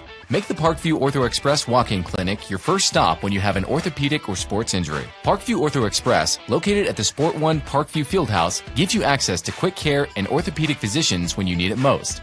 Get x-rays, treatment, and referrals to Parkview Care, all in the convenience of a walk-in clinic. Call 260-266-4007 for more information.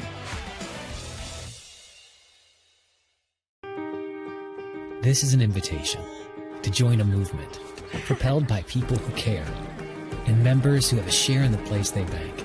Good morning, Sam. So when you have the chance to get your first home loan, you know an expert will guide you every step of the way. Or when it's time to buy your new car, you'll be treated like more than just a credit score. Good news, ProFed can get you that payment. This is an invitation to a place where simply belonging can help enrich your whole community. ProFed Credit Union. You're invited. I was once a Southside kid who was led on a journey by high school football. A journey that taught me discipline, toughness, and the skills that made me a success. As a businessman with a CPA license who owns his own firm, I still use the building blocks of high school sports in my everyday life. Someday sports will end no matter what level you reach, but you will be left with the skills to compete in the next game, the game of life. Someday, you'll get your knee replaced. Someday, a new hip. Someday can be sooner than you think. At Parkview Ortho Hospital, we want to help you get moving again. So we offer a full range of options for joint pain, including outpatient joint replacements and personalized solutions. It's time to reclaim your life at Parkview Ortho Hospital, because someday is today. Learn more at parkview.com/ortho. Parkview, we believe in better. Thank you for watching Summit City Sports. To help broaden our coverage, we're asking you to become a monthly sponsor to our Patreon account. We produce weekly highlights and live video broadcast. When the Homestead girls golf team won its first state title in program history, we were there. When Fort Wayne brought back 3 state titles in cross country, we were there. We believe in sharing positive stories and setting the standard for how high school sports should be covered. Join us and donate today. The Kelly Automotive Group is simple, transparent, reliable. Simple. Our customer specialists make buying a car easy and fun. Transparent. Our price listed is the best price. No hassle, no gimmicks. Reliable. Buy with confidence and peace of mind. We work hard to ensure the best value however you shop. Come see us in Decatur at the 2733 Auto Mall and shop 7 brands in one location. The Kelly Automotive Group. Simple, transparent, 27-0 Bishop Dwenger leads Southside as we are now at halftime here at Shields Field on the campus of Bishop Dwenger High School. A quick word from our sponsors at Parkview Sports Medicine. At Parkview Sports Medicine, it is game on. We serve every level of athlete with our integrated sports medicine team, including the region's only specialized athletic rehab facility. Learn more about our services by logging on to parkviewsportsmedicine.com. So Bishop Dwenger with the 27-0 lead. It was Devin Tippmann scoring 3 touchdowns all in the first quarter that helped Bishop Dwenger jump out to that 21-0 lead early on. And, of course, it was a blocked punt by John Michael Fabini that led to Tippmann's first touchdown of the game. And also a key moment in the game for Dwenger. Brendan Lytle threw his first touchdown pass and only touchdown pass of this game so far to Henry O'Keefe. That made it 27-0, and it has been all Bishop Dwenger ever since. Dwenger, they've done a good job getting in the backfield, getting pressure on Roosevelt Norfleet, stopping the run. It's been mostly the run game for Southside, and Southside, they've tried to establish that run game. Norfleet has made a couple of nice passes, but struggled for the most part in the passing game. About 9 minutes to go until we get things started for the second half. Back in just a matter of moments here on SummitCitySports.com. We have to do this. A bit of a hill. His mother said, if you're coming to school, you got to bring your sister because they have to go and work in the fields. So this kid carries his 1-year-old sister everywhere. A lot of those kids don't eat in the morning. A lot of those kids, the only place they do eat is at that school. I thought going up that mountain, Mary's meals can reach everywhere that there's a hungry child. Did you see what happens after a simple meal? It just came to life. Love reaches everywhere.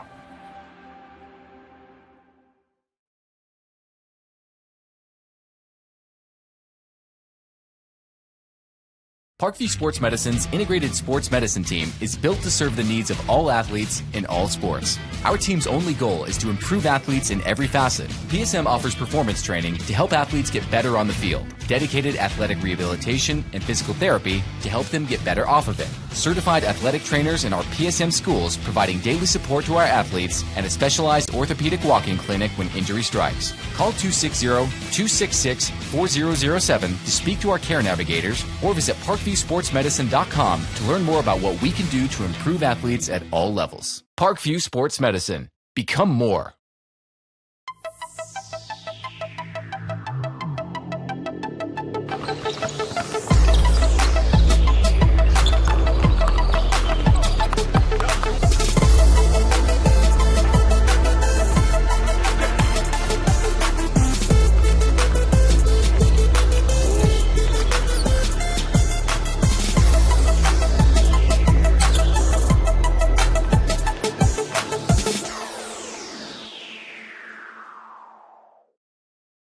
Welcome to the Summit City, home to the 260's dedicated high school athletes and fans. Each victory and celebration captured by our cameras. Treasure the highlights from the Summit Athletic Conference this season, or complete games live or on demand. After all, nobody's more proud to call Fort Wayne home than SummitCitySports.com. Joint pain, sprains, strains, or a possible broken bone? Make the Parkview Ortho Express walk-in clinic your first stop when you have an orthopedic or sports injury. Parkview Ortho Express, located at the Sport One Parkview Fieldhouse, gives you access to quick care and orthopedic physicians when you need it most. Get x-rays, treatment, and referrals to Parkview Care, all in the convenience of a walk-in clinic. Call 260-266-4007 for more information. This is an invitation to join a movement propelled by people who care and members who have a share in the place they bank. Good morning, Sam. So when you have the chance to get your first home loan, you know an expert will guide you every step of the way. Or when it's time to buy your new car, you'll be treated like more than just a credit score. Good news, ProFed can get you that payment. This is an invitation to a place where simply belonging can help enrich your whole community. ProFed Credit Union. You're invited. I was once a Southside kid who was led on a journey by high school football. A journey that taught me discipline, toughness, and the skills that made me a success. As a businessman with a CPA license who owns his own firm, I still use the building blocks of high school sports in my everyday life. Someday sports will end no matter what level you reach, but you will be left with the skills to compete in the next game, the game of life. Someday, you'll get your knee replaced. Someday, a new hip. Someday can be sooner than you think. At Parkview Ortho Hospital, we want to help you get moving again. So we offer a full range of options for joint pain, including outpatient joint replacements and personalized solutions. It's time to reclaim your life at Parkview Ortho Hospital, because someday is today. Learn more at parkview.com/ortho. Parkview, we believe in better. Thank you for watching Summit City Sports. To help broaden our coverage, we're asking you to become a monthly sponsor to our Patreon account. We produce weekly highlights and live video broadcast. When the Homestead girls golf team won its first state title in program history, we were there. When Fort Wayne brought back 3 state titles in cross country, we were there. We believe in sharing positive stories and setting the standard for how high school sports should be covered. Join us and donate today. The Kelly Automotive Group is simple, transparent, reliable. Simple. Our customer specialists make buying a car easy and fun. Transparent. Our price listed is the best price. No hassle, no gimmicks. Reliable. Buy with confidence and peace of mind. We work hard to ensure the best value however you shop. Come see us in Decatur at the 2733 Auto Mall and shop 7 brands in one location. The Kelly Automotive Group. Simple, transparent, reliable. 27-0 at halftime. Bishop Dwenger with the lead over Southside, trying to go to 2-0 at home and 3-0 overall. They had a big win last week on the road against the Legends of Northside. Right now, Dwenger leads Southside 27-0. They're going to have a big game coming up next week. That's against Homestead. Southside will go home to take on Snyder. We got another half of football left to be played. About 3 minutes left at halftime, although usually when that clock runs out, kids get an extra 3 minutes to warm up. That golf along with Mike Fiacable here at Shields Field, and a great start for Bishop Dwenger. It all basically started on the blocked punt by John Michael Fabini. Dwenger has really taken momentum since then. Yeah, Dwenger came right out the gate hot off right after that block punt, after that 3 and out from the Southside Archers offense on that first drive, and right into a block punt, and seemed like 27 points happened so quick for that Dwenger team just throughout that first half. Well, they did a great job forcing Southside into turnovers as well. Forced 2 turnovers their defense did, in addition to that blocked punt. A fumble recovery by the Saints, and also an interception by Gavin Groves that put Dwenger in very good field position. So the defense certainly doing its job so far tonight, as we again have about 2 minutes left to go before halftime ends. Although, again, the teams usually get extra time to warm up after that clock runs out. It looks like that's probably what will happen here. So we'll be right back after this break to start the second half on SummitCitySports.com. We have to do this. A bit of a hill. His mother said, if you're coming to school, you got to bring your sister because they have to go and work in the fields. So this kid carries his 1-year-old sister everywhere. A lot of those kids don't eat in the morning. A lot of those kids, the only place they do eat is at that school. I thought going up that mountain, Mary's meals can reach everywhere that there's a hungry child. Do you see what happens after a simple meal? It just came to life. Love reaches everywhere.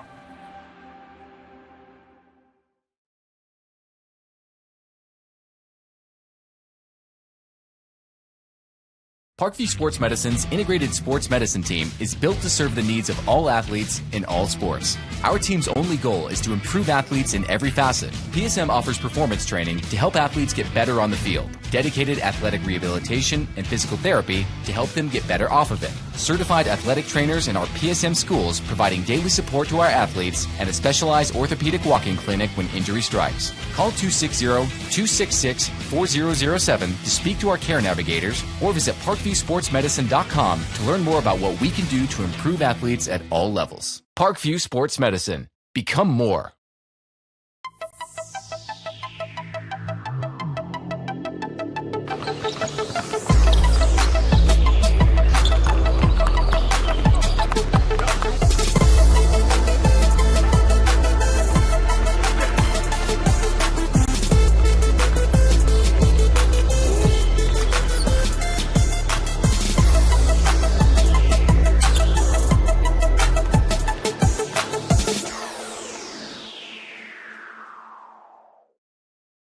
Welcome to the Summit City, home to the 260's dedicated high school athletes and fans. Each victory and celebration captured by our cameras. Treasure the highlights from the Summit Athletic Conference this season or complete games live or on demand. After all, nobody's more proud to call Fort Wayne home than SummitCitySports.com. Joint pain, sprains, strains, or a possible broken bone? Make the Parkview Ortho Express Walk-In Clinic your first stop when you have an orthopedic or sports injury. Parkview Ortho Express, located at the Sport One Parkview Fieldhouse, gives you access to quick care and orthopedic physicians when you need it most. Get x-rays, treatment, and referrals to Parkview Care, all in the convenience of a walk-in clinic. Call 260-266-4007 for more information. This is an invitation to join a movement propelled by people who care and members who have a share in the place they bank. Good morning, Sam. So when you have the chance to get your first home loan, you know an expert will guide you every step of the way. Or when it's time to buy your new car, you'll be treated like more than just a credit score. Good news, ProFed can get you that payment. This is an invitation to a place where simply belonging can help enrich your whole community. ProFed Credit Union. You're invited. I was once a Southside kid who was led on a journey by high school football. A journey that taught me discipline, toughness, and the skills that made me a success. As a businessman with a CPA license who owns his own firm, I still use the building blocks of high school sports in my everyday life. Someday sports will end no matter what level you reach, but you will be left with the skills to compete in the next game, the game of life. Someday, you'll get your knee replaced. Someday, a new hip. Someday can be sooner than you think. At Parkview Ortho Hospital, we want to help you get moving again. So we offer a full range of options for joint pain, including outpatient joint replacements and personalized solutions. It's time to reclaim your life at Parkview Ortho Hospital, because someday is today. Learn more at parkview.com/ortho. Parkview, we believe in better. Thank you for watching Summit City Sports. To help broaden our coverage, we're asking you to become a monthly sponsor to our Patreon account. We produce weekly highlights and live video broadcasts. When the Homestead Girls Golf Team won its first state title in program history, we were there. When Fort Wayne brought back 3 state titles in cross country, we were there.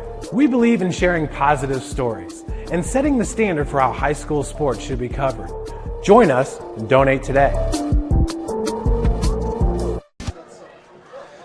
Just about ready to start the second half here at Bishop Dwenger. We are at Shields Field, and the Saints lead at 27-0. Some score updates for you. Most recent update, Homestead leads Bishop Luers 21-0 there in the third quarter, and Snyder, when most recently heard, they were leading Concordia 21-7. Snyder trying to get their first win of the season. They will go to Southside next week.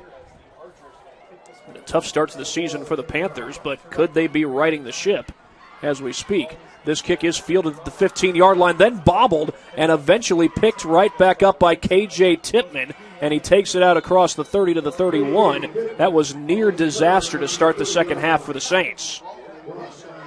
Yeah, that's not what you want from the Saints to start the half ball. Let's see if they can put a drive together. Bodie Dickerson back out at quarterback there for the Saints to start the second half.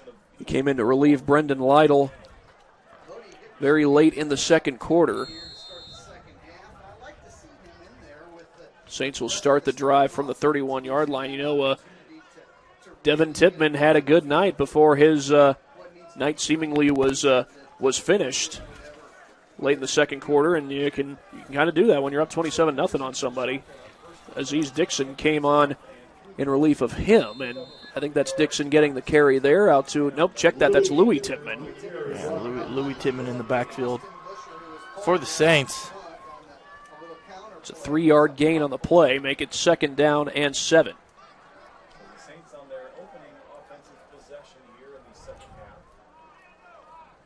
There is Dickerson, having just gotten the play from the huddle.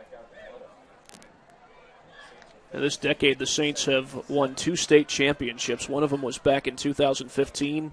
The other one, of course, was in 2018. In fact, the Saints were not the only Fort Wayne team to win a state title. There's Tipman again. Surges ahead for about 3. 2015, the Snyder Panthers also won a state championship. 2 teams were in different classes and still are. Well, they almost joined the same class in 2019, but then that was changed. Now we get to 3rd down and 4, and now we'll see what the sophomore Bodie Dickerson can do on this 3rd down situation.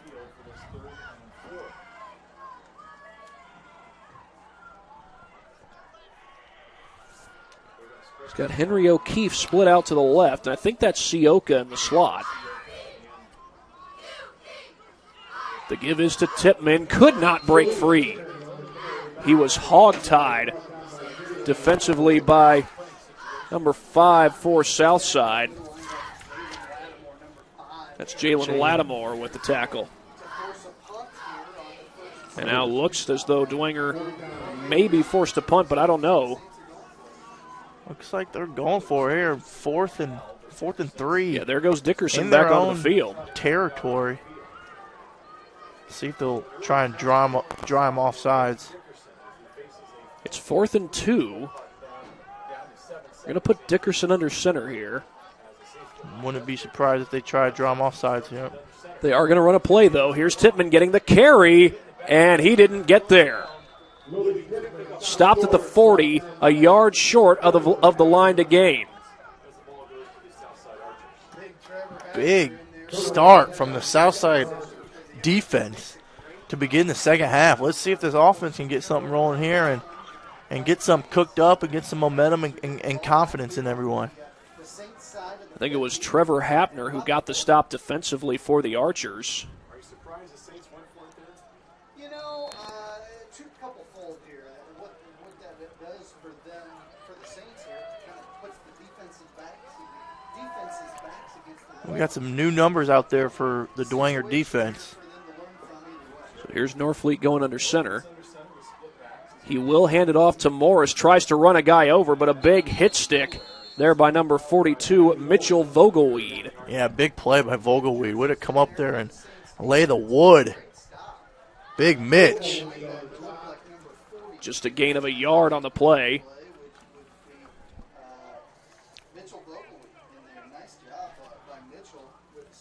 Yeah, Vogelweed listed as the backup inside linebacker, one of the backup inside linebackers.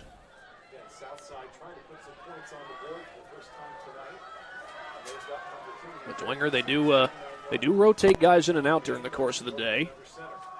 Here's the handoff. That goes to number 7 for Southside. That is Xavion Hollister. And a short gain got about 2, maybe 3, more like 4 it looks like. A 4-yard gain for Hollister to make it 3rd and 5. And I'm quite honestly surprised they haven't had him coat the rock a little more than they have thus far tonight. Hollister listed both as a fullback and an outside linebacker for the Archers, as they try to get something going. We haven't gotten to the running clock situation yet. Dwenger would have to take a 35-point lead or more for that to happen. Southside trying to prevent any chance of that. But whistles blow here on 3rd and 5.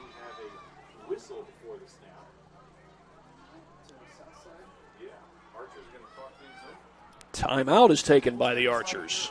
Well, with 8:08 to go, we'll take one right along with them here on SummitCitySports.com. We have to do this. A bit of a hill. His mother said, if you're coming to school, you got to bring your sister because they have to go and work in the fields. So this kid carries his 1-year-old sister everywhere. A lot of those kids don't eat in the morning. A lot of those kids, the only place they do eat is at that school. I thought going up that mountain, Mary's meals can reach everywhere that there's a hungry child.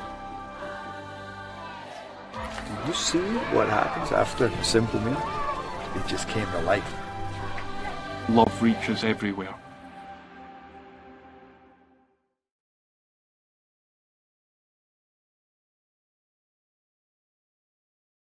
Parkview Sports Medicine's integrated sports medicine team is built to serve the needs of all athletes in all sports. Our team's only goal is to improve athletes in every facet. PSM offers performance training to help athletes get better on the field, dedicated athletic rehabilitation and physical therapy to help them. Well, it's 3rd and 5 for Southside, down 27-0.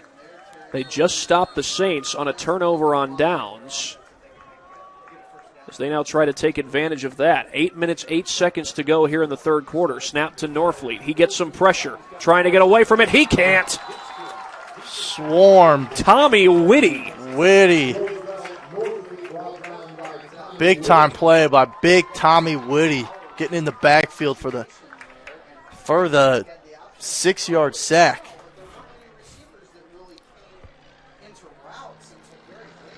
And he got a little bit of help from Ashton Scary, number 75 on the play. We'll take another look at it here on the Traction AP replay.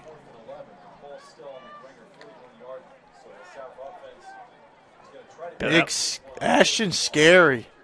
Big time play from number 75. Norfleet looks to throw here on 4th down. That's intercepted. Campbell inside the 40. Sam Campbell still on his feet, spins away from a defender. You can see the speed. Inside the 20, inside the 10, and chased out of bounds. You look at the Dwengers. Look at the sidelines. We got the fans in the house tonight. They're going crazy.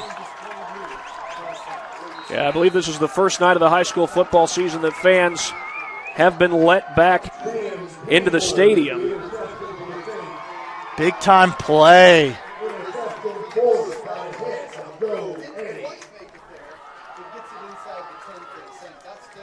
And once again, the Saints start in plus territory, much like they did early in the game on the blocked punt and also on the interception not too far afterwards by Gavin Groves. That was the second interception of the game for the Saints.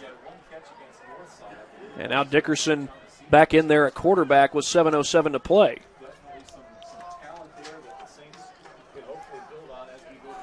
He's got Aziz Dixon in the backfield behind him in the I formation. Southside a little bit late getting guys on the field, and well, it's Dwenger who takes the timeout. And now they just switched it. Turned the other way. It was Southside who called the timeout, so apologies there. But 7:07 left to play, and, well, that interception proves to be huge for the Bishop Dwenger Saints. Sam Campbell coming up big. both sides of the ball for the Saints. Yeah, totally. He's got speed. Him and O'Keefe. They bring that explosive talent both to offensively and as you can see defensively for Dwenger here. Sam Campbell plays both at defensive back and wide receiver, although he's also listed as a quarterback on Bishop Dwenger's roster. As the Saints try to go to 3-0, they've got a big road trip coming up next week where they'll take on Homestead. Now, Homestead probably still a little bit bitter after their home loss to Northrop earlier in the season, where they actually had a 21-6 lead in that game.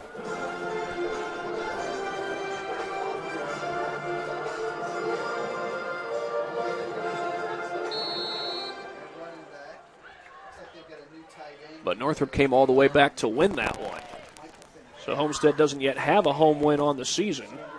But when we last checked, they were leading. Here's the handoff. Oh, change in direction by Dixon for the touchdown. Great run. Great read, great cut by Dixon to get it in there for the Saints. So Assis Dixon gets his first touchdown of the game. I think the Saints are going for 2 here to see if they can I think they want to get that run rule rolling. Again, a 35-point lead would mean a running clock.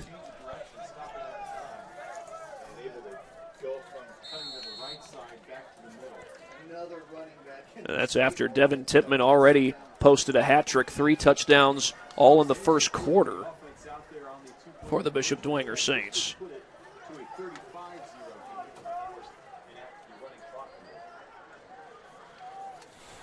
I mentioned earlier, this Southside team has a game against Snyder. When we last checked, they were leading against Concordia.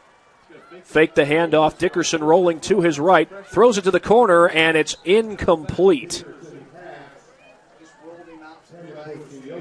He's going try to roll Dickerson outright and hits. And looks like he was looking for Sioka there on the outside.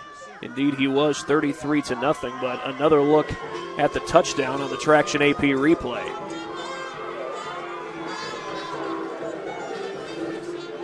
Well, that's KJ Tippmann throwing the key block to help spring Dixon free.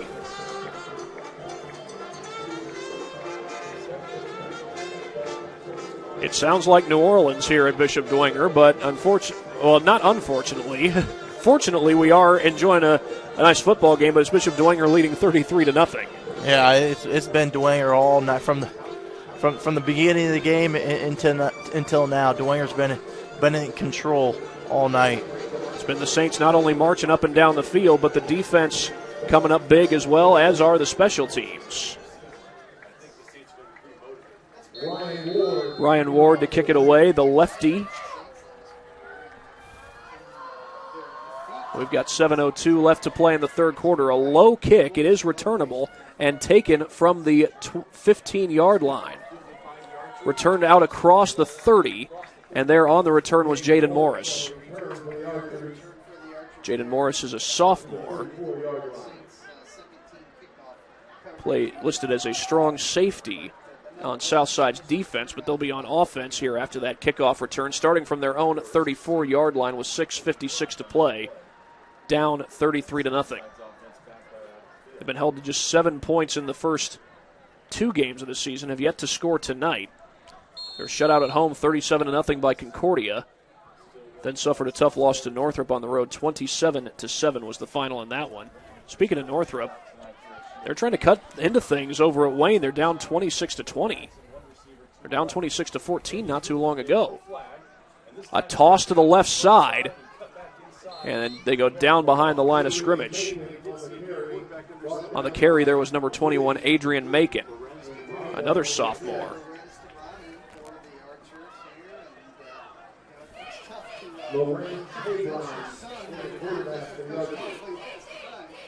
That quarterback is Lorenz Tabron. Number 30. You don't see that too often. You certainly don't. Under center. I think perhaps I've seen someone with the number 30 plus at quarterback, but it's been a long time. Actually, I think Michael Hoppert at Indiana State has worn the number 31. Uh-oh. They go with the jet sweep off the left side and a tackle for loss for a host of Saints defenders. That will include big number 55, Joel Arntz. I believe Ben Tittman was in on that tackle as well, number 57. There was a whole host of Saints. Yeah, they swarmed to that ball. It looked like a little trickery from Southside offense, but Dwenger swept it up real quick. It was Adrian Macon who got the handoff. This is 3rd and 20 for the Archers.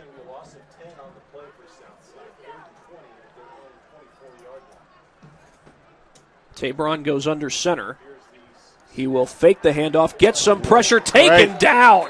A shoestring sack, and that is Cole Carey. Big time play by Mr. Carey.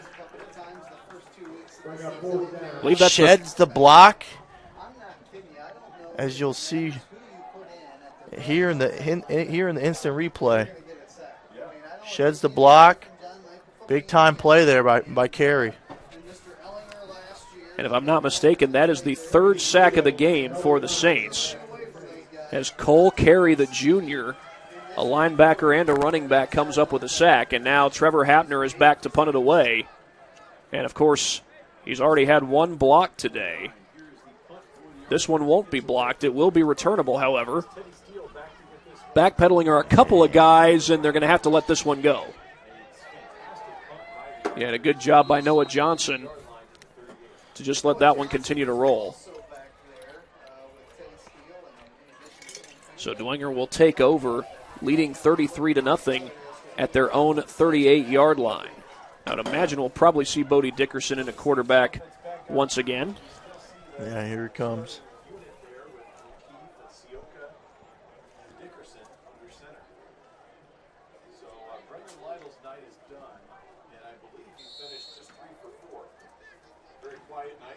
And starting from the 38-yard line are the Saints, up 33-0. I believe that is Assis Dixon in the backfield once again. He's gotten increased carries since late in the second quarter. And they'll go with the jet sweep on the handoff to number 91, Ethan Bach, I beg your pardon. B-O-C-K. No R in that last name. And he gets the first down. Number 91, another spectacular number there in the backfield for. It's going to be 1st and 10 at the 49-yard line. And Dwenger, they'll probably be content to run the ball quite a bit as we now wind down toward 4 minutes left in the third quarter. They've got Dickerson lined up in the shotgun. And this is Dixon getting the handoff off the left side. A good gain on first down out to the 45-yard line.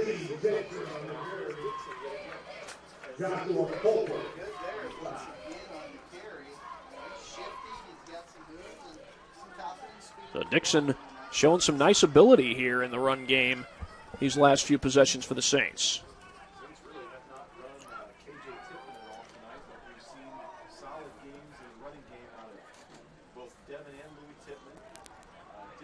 They still have Ethan Bach in the backfield, lined up in the up-back position. And it will be Dixon getting the handoff. Sheds a tackler, gets the first down. Stiff arms another man to get to the 30. Nice run by Dixon. That was hard, tough-nosed run right there to pick up the first down. He's got some speed to him. That's two really good carries these last couple of plays by Dixon. The clock stops at 3:20 as the ball goes out of bounds, but they'll now reset the chains.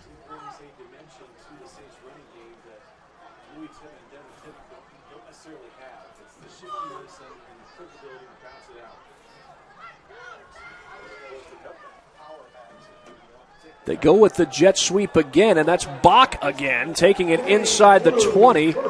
Check that. That's James Bloom getting the handoff. There's two number 91s on this Dwenger roster. They are James Bloom and Ethan Bach. Bloom. Right up the middle. Couple of subs into the game. Max Robinson, the sophomore at receiver, comes in. He's a sophomore.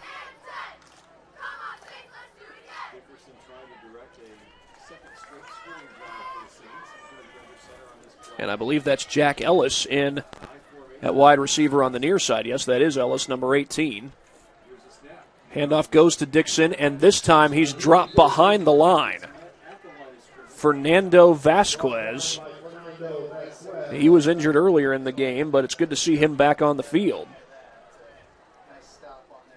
And that's a loss of a couple of yards on the play. Yeah, nice play from the Archers defense. Still 26-20 the score over at Wayne High School.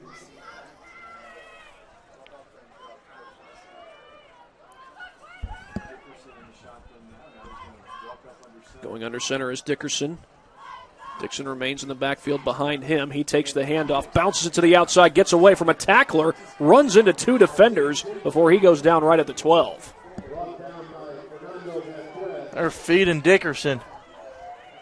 It was Fernando Vasquez who made the tackle. It's going to be 3rd and 5 after that play.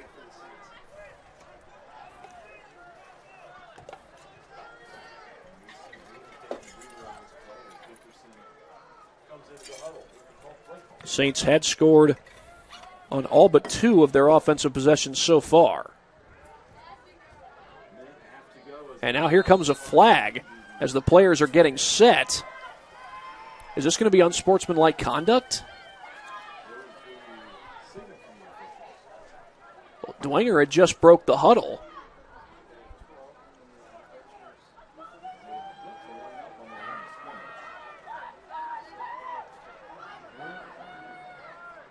Oh, we do have an unsportsmanlike conduct. Somebody's been ejected from the game. Huh. The officials aren't mic'd up, so I'm not sure what player has been ejected. But he's walking off right now and can't tell the number.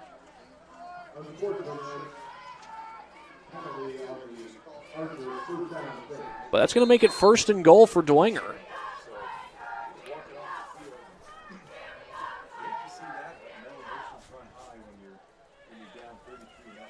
Loose ball.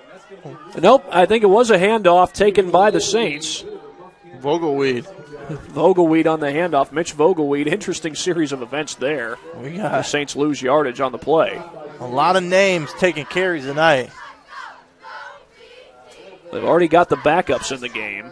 And I think Rocco Sioka is getting the rest of the night off as well, if I'm not mistaken. Rather quiet night for the big 6'4 junior who had made such a huge impact his first couple weeks of the season.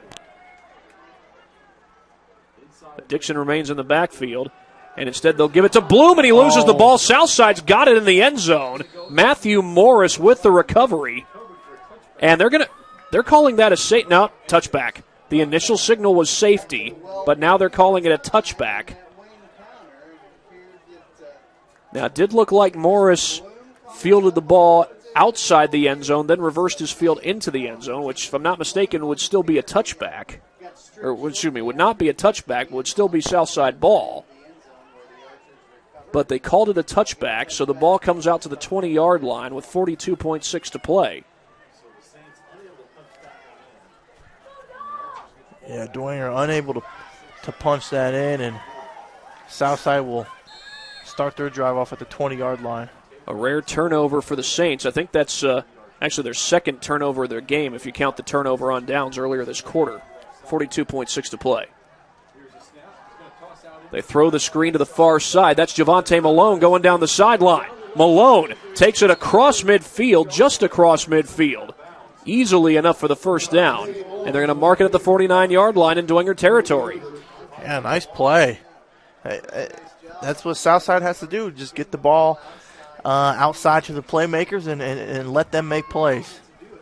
Southside's been shut out once this season already. Trying to avoid a second shutout loss. Leo, by the way, now leads 17-0 over Norwell.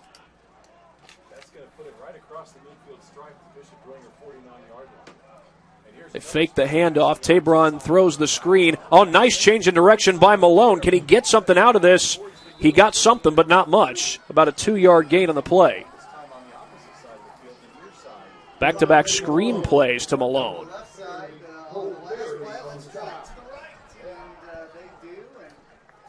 Yeah, it looked like they just flipped sides from first down to second down on the play call there. It'll be second down and 8 as soon as we start the fourth quarter. The third quarter has come to an end. Dwenger with a 33-0 lead. Southside trying to capitalize off a turnover. We'll be right back after this break here on SummitCitySports.com.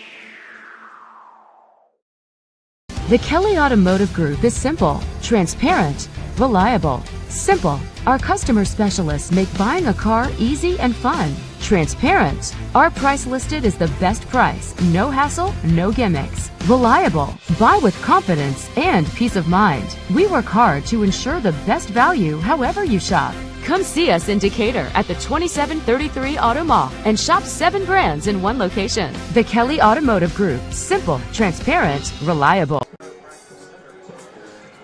Well, what a night for the Bishop Dwenger Saints, 33-0. Unfortunately for them, they did turn the ball over on the last possession, but Southside is trying to take advantage of that. They've got second down and 8.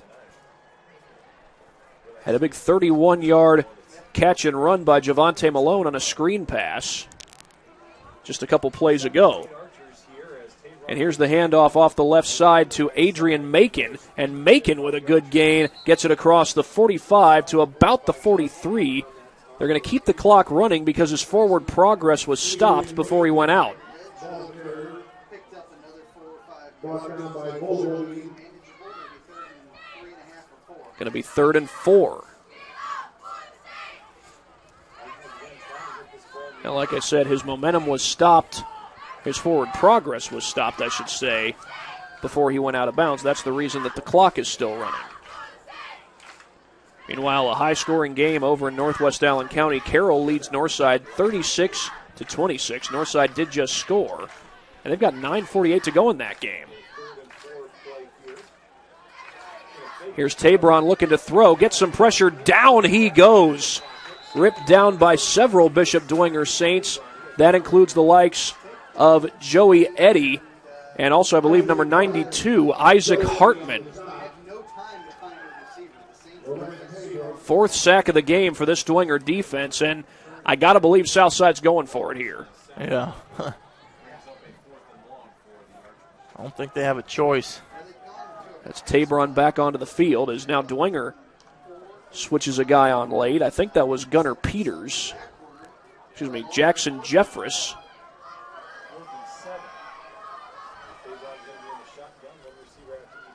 Tabron looks to throw against the blitz, going deep down the sideline. Oh. Receiver runs into the defender. It's incomplete. That's incidental contact. That's why you don't see a flag on the play here. It was intended for Narvis Thompson.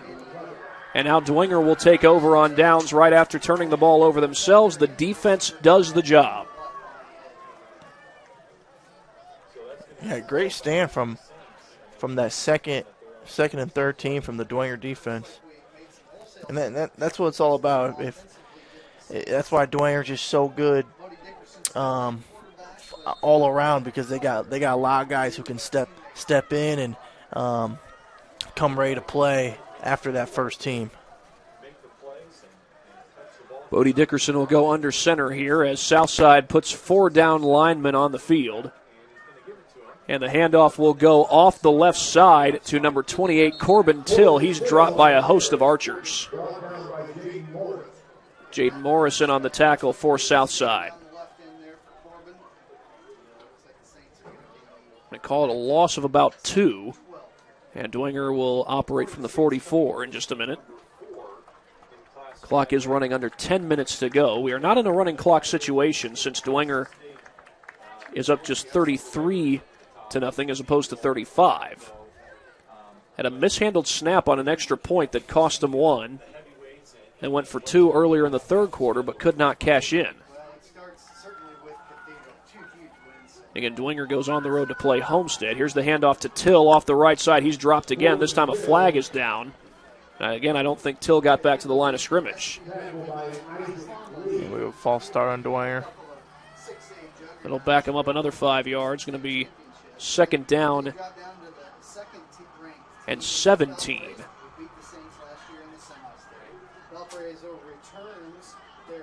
Well, it looks like Carroll has just scored again, so the points just keep piling up over there in northwest Allen County, just on the border of Huntertown. That's where Carroll High School is, just next to the border of Huntertown. Got to imagine that there's a lot of kids living in Huntertown that go to school at Carroll High School.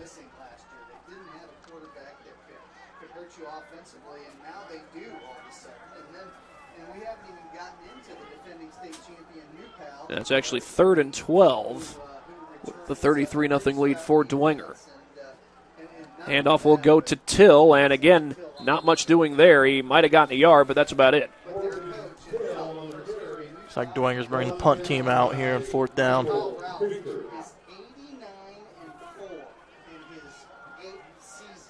Actually going to be 4th and 12. But out to punt the ball away is Simon Garrett. That, I believe, is the son of head coach Jason Garrett. He's also a wrestler, if I'm not mistaken, here at Bishop Dwenger.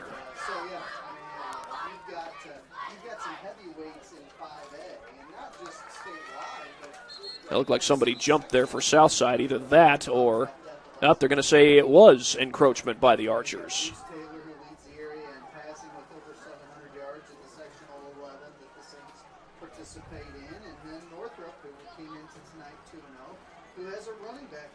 An update as far as scoring goes. Wayne has added to their lead. They're leading Northrop 32-20. That's a Wayne team that did not win a single game last year.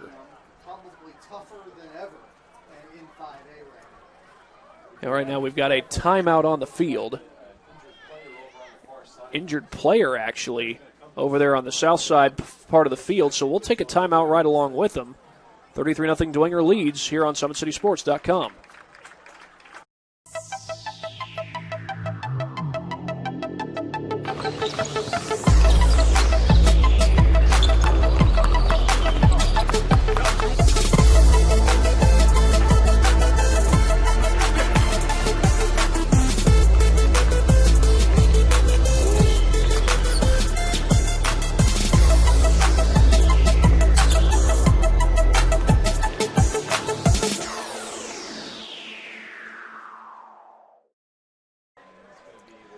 We have another update. Carroll now leads at 43-26 over Northside over at Carroll High School. Carroll trying to go to 3-0 on the season. Northside trying to go to 2-1. They've still got time to come back, but they're down 3 possessions. Dwenger, meanwhile, also trying to go to 3-0. They've got a big road game against Homestead coming up next week. That one goes over the head of Simon Garrett. He's going to pick it up and try to run with it, maybe throw it, and now he punts it, and that goes maybe 2 yards forward in the air before it starts bouncing, and Southside will get great field position out of an interesting sequence, to say the least. You got to give Garrett some credit, though, trying to make a play out of nothing there for the Saints, but I think the best thing he could have done there is just to go down and eat it.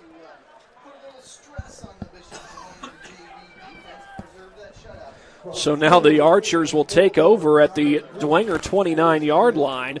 We'll see if they can take advantage of this, trying to avoid the shutout here at Shields Field. They've already been shut out once by Concordia. That was over at Southside, and they're going to go back home next week to take on Snyder.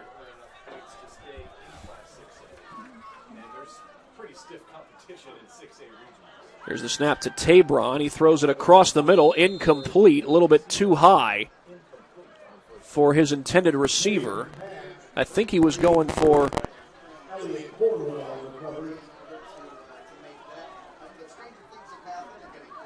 He was going... Couldn't tell who he was going for there. It's an incomplete pass nonetheless. So he might have been going for Isaiah Kruckberg.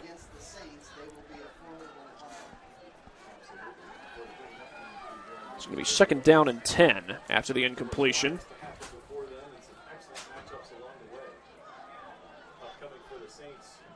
First is Homestead, followed by Carroll. So no rest here. Tabron looks to go to the air. Tabron throws complete. Wow. Big catch in traffic. Great catch.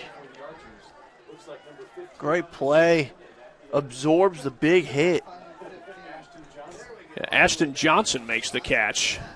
Johnson wearing number 15. He's a multi-sport athlete at Southside. He plays basketball. I got the chance to do some of his AAU games this past summer. Now, he had a big game on the ground against Wayne last year, the only game that Southside was able to win. And speaking of Wayne, they were leading last we checked. The game against Northrop trying to hand the Bruins their first loss of the season. And it's a handoff off the right side to Morris. Cuts it to the inside, battling for the goal line, and they're going to keep him short.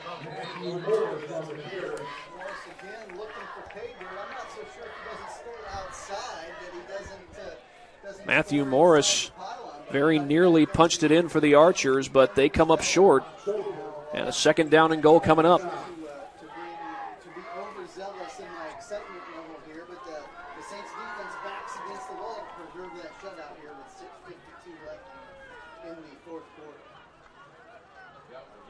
Plenty of quality games in the SAC next week, including these Bishop Dwenger Saints going up against Homestead. Carroll's going to host Northrop. Here's the handoff, meanwhile, to Morris. Breaks one tackle, a second effort, trying to get to the end zone. He's in. And Southside indeed does get on the board. Matthew Morris.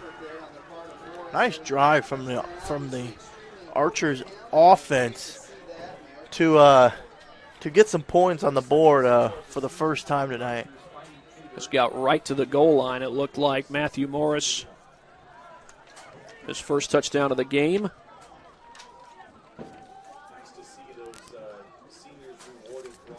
Now the Archers will try to add another one to it. A couple of guys are late getting onto the field for Southside.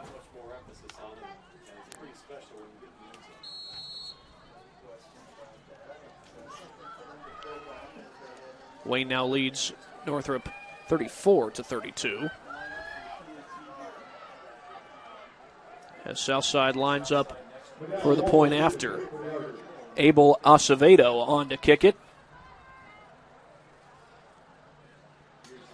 The snap is down, and the kick is no good. Wide left.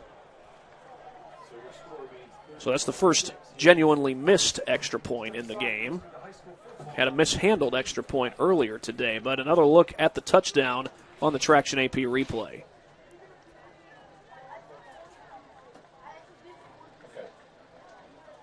And it's Matthew Morris who takes it in. It looked like he just barely got across that goal line. And Southside able to avoid the shutout. We've got 6:32 to go in the game. Dwenger has had the lead all the way through. And against Southside with a big matchup next week. They go back home to take on Snyder.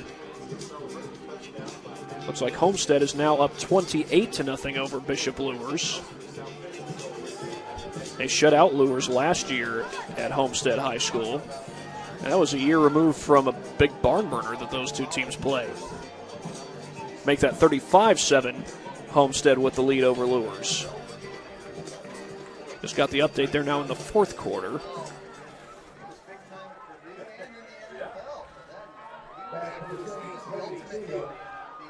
Meanwhile, Leo looks like they've gone final, beating Norwell 17-0.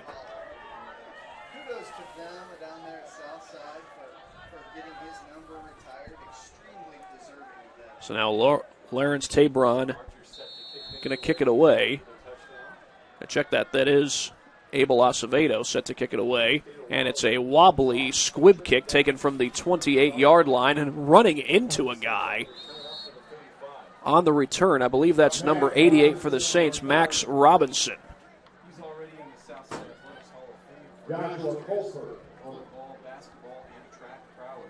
The Saints are going to take over.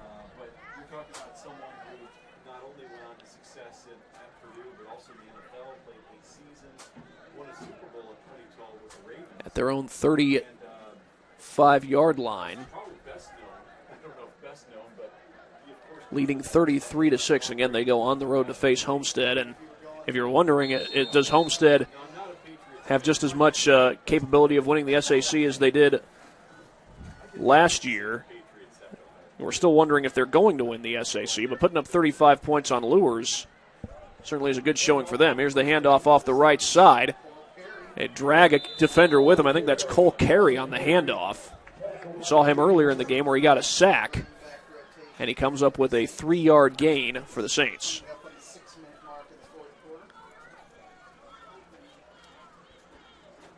Cole Carey, who doubles as a running back and a linebacker. We saw him, again, at the linebacker position earlier as Bodie Dickerson lines up from the shotgun.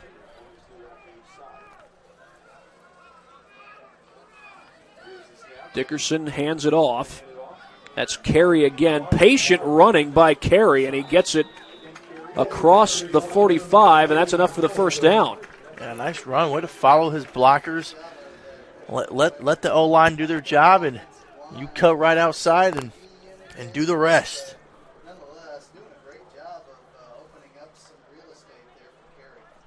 So they'll place the ball there at the 46-yard line as Dwenger tries to continue to pound the rock and run some time off this clock.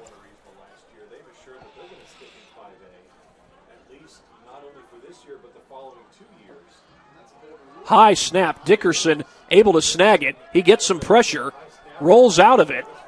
Now he's going to take it himself and get what he can. He gets out of bounds, pushed right into his own sideline. He was forced out of bounds by number 81, Isaac Lee. Takes a big lick. Bodie on the sideline. It's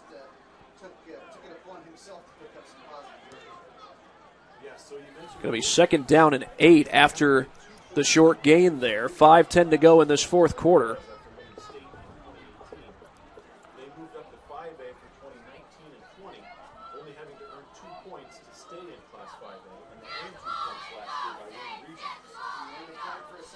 Handoff straight up the middle. Another short gain there on 2nd down. I think that was Dixon. Nope, Cole Carey on the handoff. And he makes it 3rd down and 6. And the clock will continue to move after the positive run play.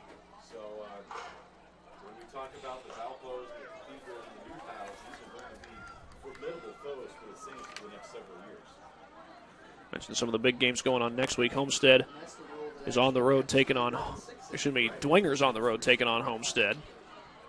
Carroll hosts Northrop. Northrop, a team, is going to have to come back from double digits down if they want to win tonight against Wayne. And there's Carey again with the handoff. He picks up about 4.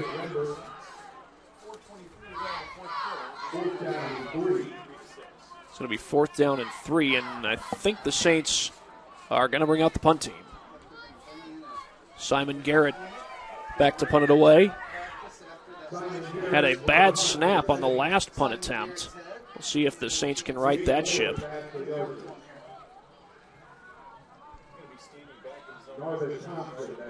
He stands at his own 39-yard line. This time the snap is good, and Garrett gets the punt away. Beautiful kick by Garrett. Rolls down inside the 5, and it's fielded. That was an interesting decision, a dangerous one, in fact, by Narvis Thompson. What a kick by Mr. Garrett. Pinned south side down. Looks like at the 3-yard line. That ball was headed into the end zone. Yeah.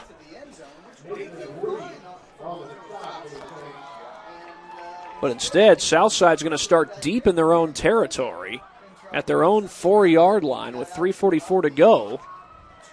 And now are they moving the ball back? They're moving it all the way back to the 1-yard line. Yeah. I thought he returned that thing back out to the 4. Yeah. Maybe a little forward progress is what they called there. Well, they're going to have to be careful here deep in their own end zone. Well, here's Tabron going under center. He's going to hand it off, and they get a couple of extra yards on the play. On the carry there by number 7, Xavion Hollister. They call it a 1-yard gain.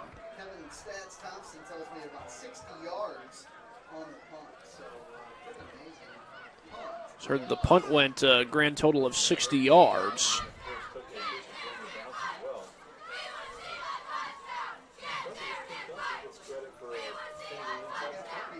Yeah, that was a boom by Garrett. He's got a metal foot or something in that shoe. Handoff by Tabron and a good lane to run. First down and more. Xavion Hollett, check that, it's Morris, Matthew Morris, and he's gone. Wow. All the way to the end zone. What a run, 98 yards. Matthew Morris to the house. Well, Shields Field has only been around the last 2 years, and Matthew Morris might have just had the longest touchdown in the history of this field.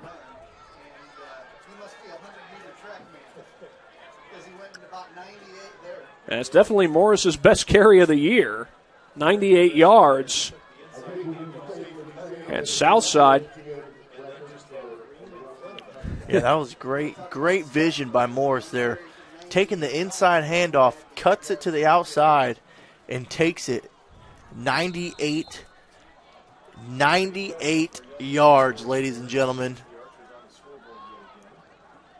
So the Archers cut into the deficit once again. And now a flag comes in just before the extra point as Cadell Wallace was about to kick the PAT. And 12 men on the field for the legal Archers. Substitution, yep.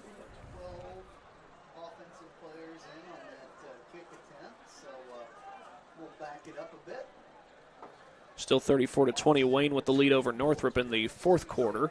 I missed the extra point earlier, and now you're going to back me up and make me try this again. Meanwhile, it looks like the score is now 43-32, Carroll with the lead over Northside. They're still in the third quarter over there.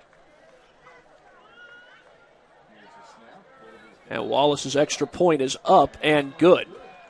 After the miss earlier in the game, this time he's able to knock it through. 33-13, Bishop Dwenger with the lead. 2:49 to go, and we'll be right back after this break on SummitCitySports.com.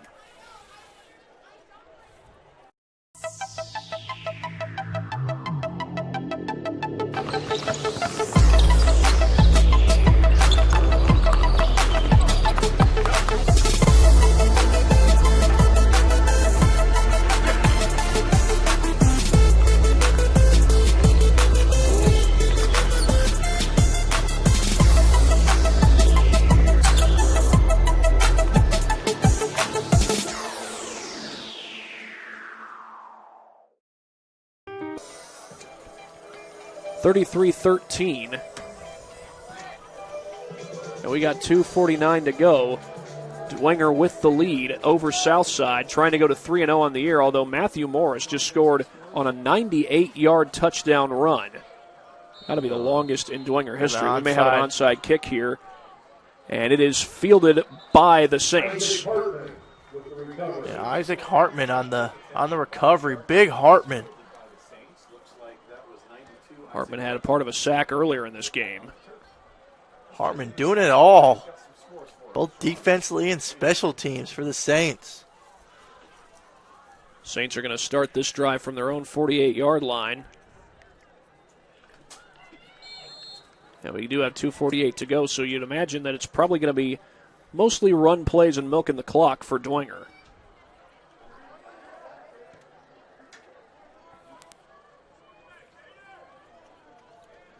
Handoff off the right side. This is Corbin Till. He gets it across midfield. Big block by 42, Mitch Vogelweed.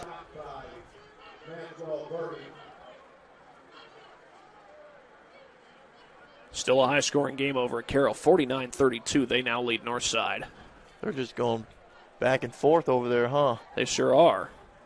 One score answered by another, and Northrop has made it a ball game over at Wayne. 34-27 is the score over there.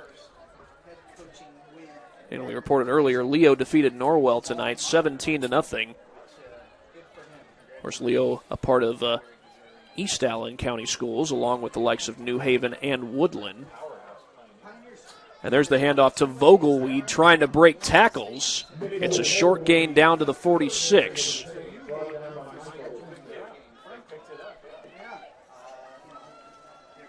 It's going to be third down and 4, I beg your pardon.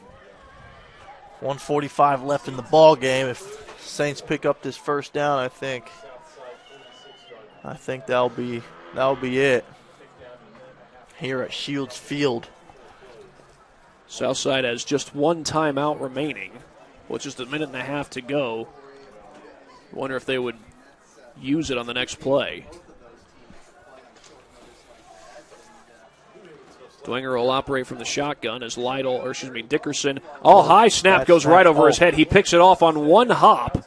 And now Dickerson going to get out of bounds at the 48-yard line. He gave up the yardage, and also they're going to mark him in. The clock is going to continue to run, apparently. Actually got back to the line of scrimmage, got back beyond the line of scrimmage, it looks like. So the original line of scrimmage, that is. It's going to make it fourth down. There's about a 27-second differential between play clock and game clock. So I imagine that Dwenger will probably let this run down to about 2 seconds. Nope, they're going to snap it right now, and Garrett with another big boot. Boom, not quite as big as the last one, but this one will roll all the way to the end zone. Despite the diving effort there to try and save it. Another bomb by Mr. Garrett. Now, Simon Garrett, a multi-sport athlete. He's a football player. He's a wrestler here at Dwenger. Garrett's just do it all. They're scrappy little fellas. Yeah, of course, as we know, head coach Jason Garrett not only coaches football, he's also the head coach of the Dwenger baseball team. And I got to believe that Coach Garrett was perhaps more disappointed than anyone when he found out that the high school baseball season was canceled because of coronavirus. He had some really good, experienced athletes coming back on that baseball team. Yeah, Coach Garrett does a great job here. Just at Bishop Dwenger, not only football-wise, but baseball-wise, and also within the school. Going for the second effort there. I think that was Macon getting the handoff. It looks like it's Morris. Matthew Morris with the carry, and that might just be the final play of the game. Looks like Tabron is running back out there. Maybe they'll run another. Try and get one more play off here. 5 seconds left. They will get the play off. Tabron to throw downfield, and it's incomplete. That'll be the end of the ball game. And there you have it, ladies and gentlemen. Bishop Dwenger 33, Southside 13. Bishop Dwenger goes to 3-0 on the season. Southside will fall to 0-3 on the year. We'll be right back to wrap things up here on SummitCitySports.com.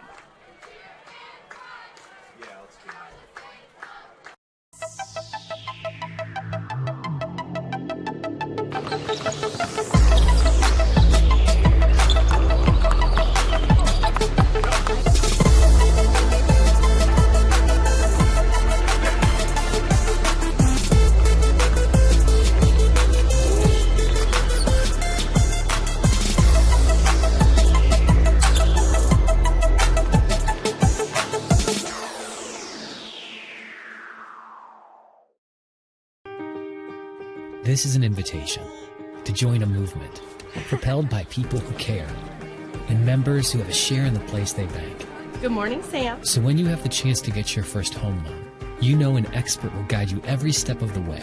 Or when it's time to buy your new car, you'll be treated like more than just a credit score. Good news, ProFed can get you that payment. This is an invitation to a place where simply belonging can help enrich your whole community. ProFed Credit Union. You're invited. I was once a Southside kid who was led on a journey by high school football. A journey that taught me discipline, toughness, and the skills that made me a success. As a businessman with a CPA license who owns his own firm, I still use the building blocks of high school sports in my everyday life. Someday sports will end no matter what level you reach, but you will be left with the skills to compete in the next game, the game of life. The Kelly Automotive Group is simple, transparent, reliable. Simple. Our customer specialists make buying a car easy and fun.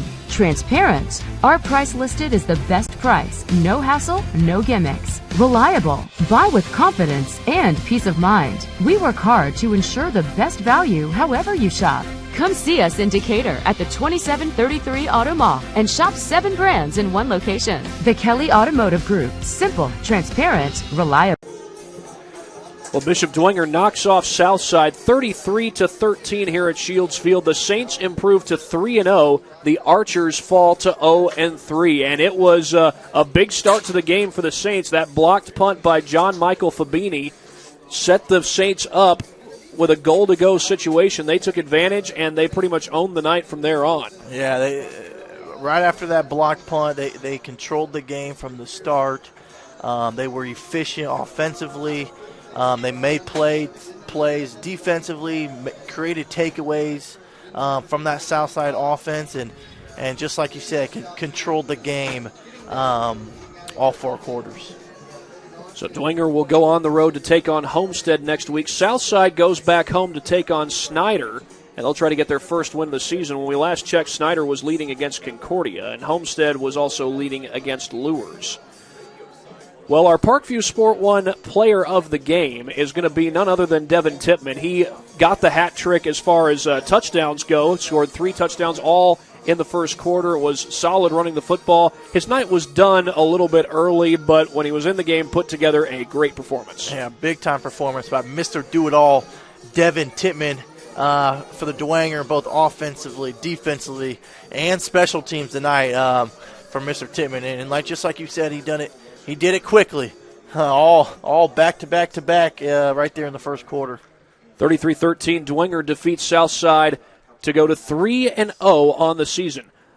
That's going to do it for us here at Summit City Sports. For my cameraman Joe Hacker and for Mike Fiacable, this is Thad Goff saying so long from Shields Field at Bishop Dwenger. Again, your final score. Dwenger wins it 33-13 over Southside. About the place that it put us, and the quarantine hit, and we knew we had guys that were going to work hard at home, but just the idea that we could get a lot of them together working hard at a location with people that know what they're doing was really beneficial. And I think that training did a great job for those guys to kind of get the ball rolling for them, and they came back in the end of June, early July, and it's like they hadn't missed a beat. They were flexible, they were fast, and ready to lift and run and start playing football, so it was a huge benefit for us. To gain an edge on your competition, it starts with a free one-on-one performance assessment. Call 260-266-4007. Parkview Sports Medicine. Become more. Thank you for watching Summit City Sports. To help broaden our coverage, we're asking you to become a monthly sponsor to our Patreon account. We believe in sharing positive stories and are excited to set the standard for how high school sports should be covered. Join us and donate today. Basketball is such a reactionary sport, and we talk all the time about your first 3 steps are the most important: powering out, exploding, the things that they're teaching our kids with changing direction quicker, getting a stronger core. Those things have been very valuable for our athletes. Everything that Parkview Sports Medicine has done has been very applicable to what we do on the court. We're learning how to control our bodies, and that's something that I think our girls have really benefited from. Some of our girls who had some speed and quickness now are becoming more explosive. To gain an edge on your competition, it starts with a free one-on-one performance assessment. Call 260-266-4007. Parkview Sports Medicine. Become more.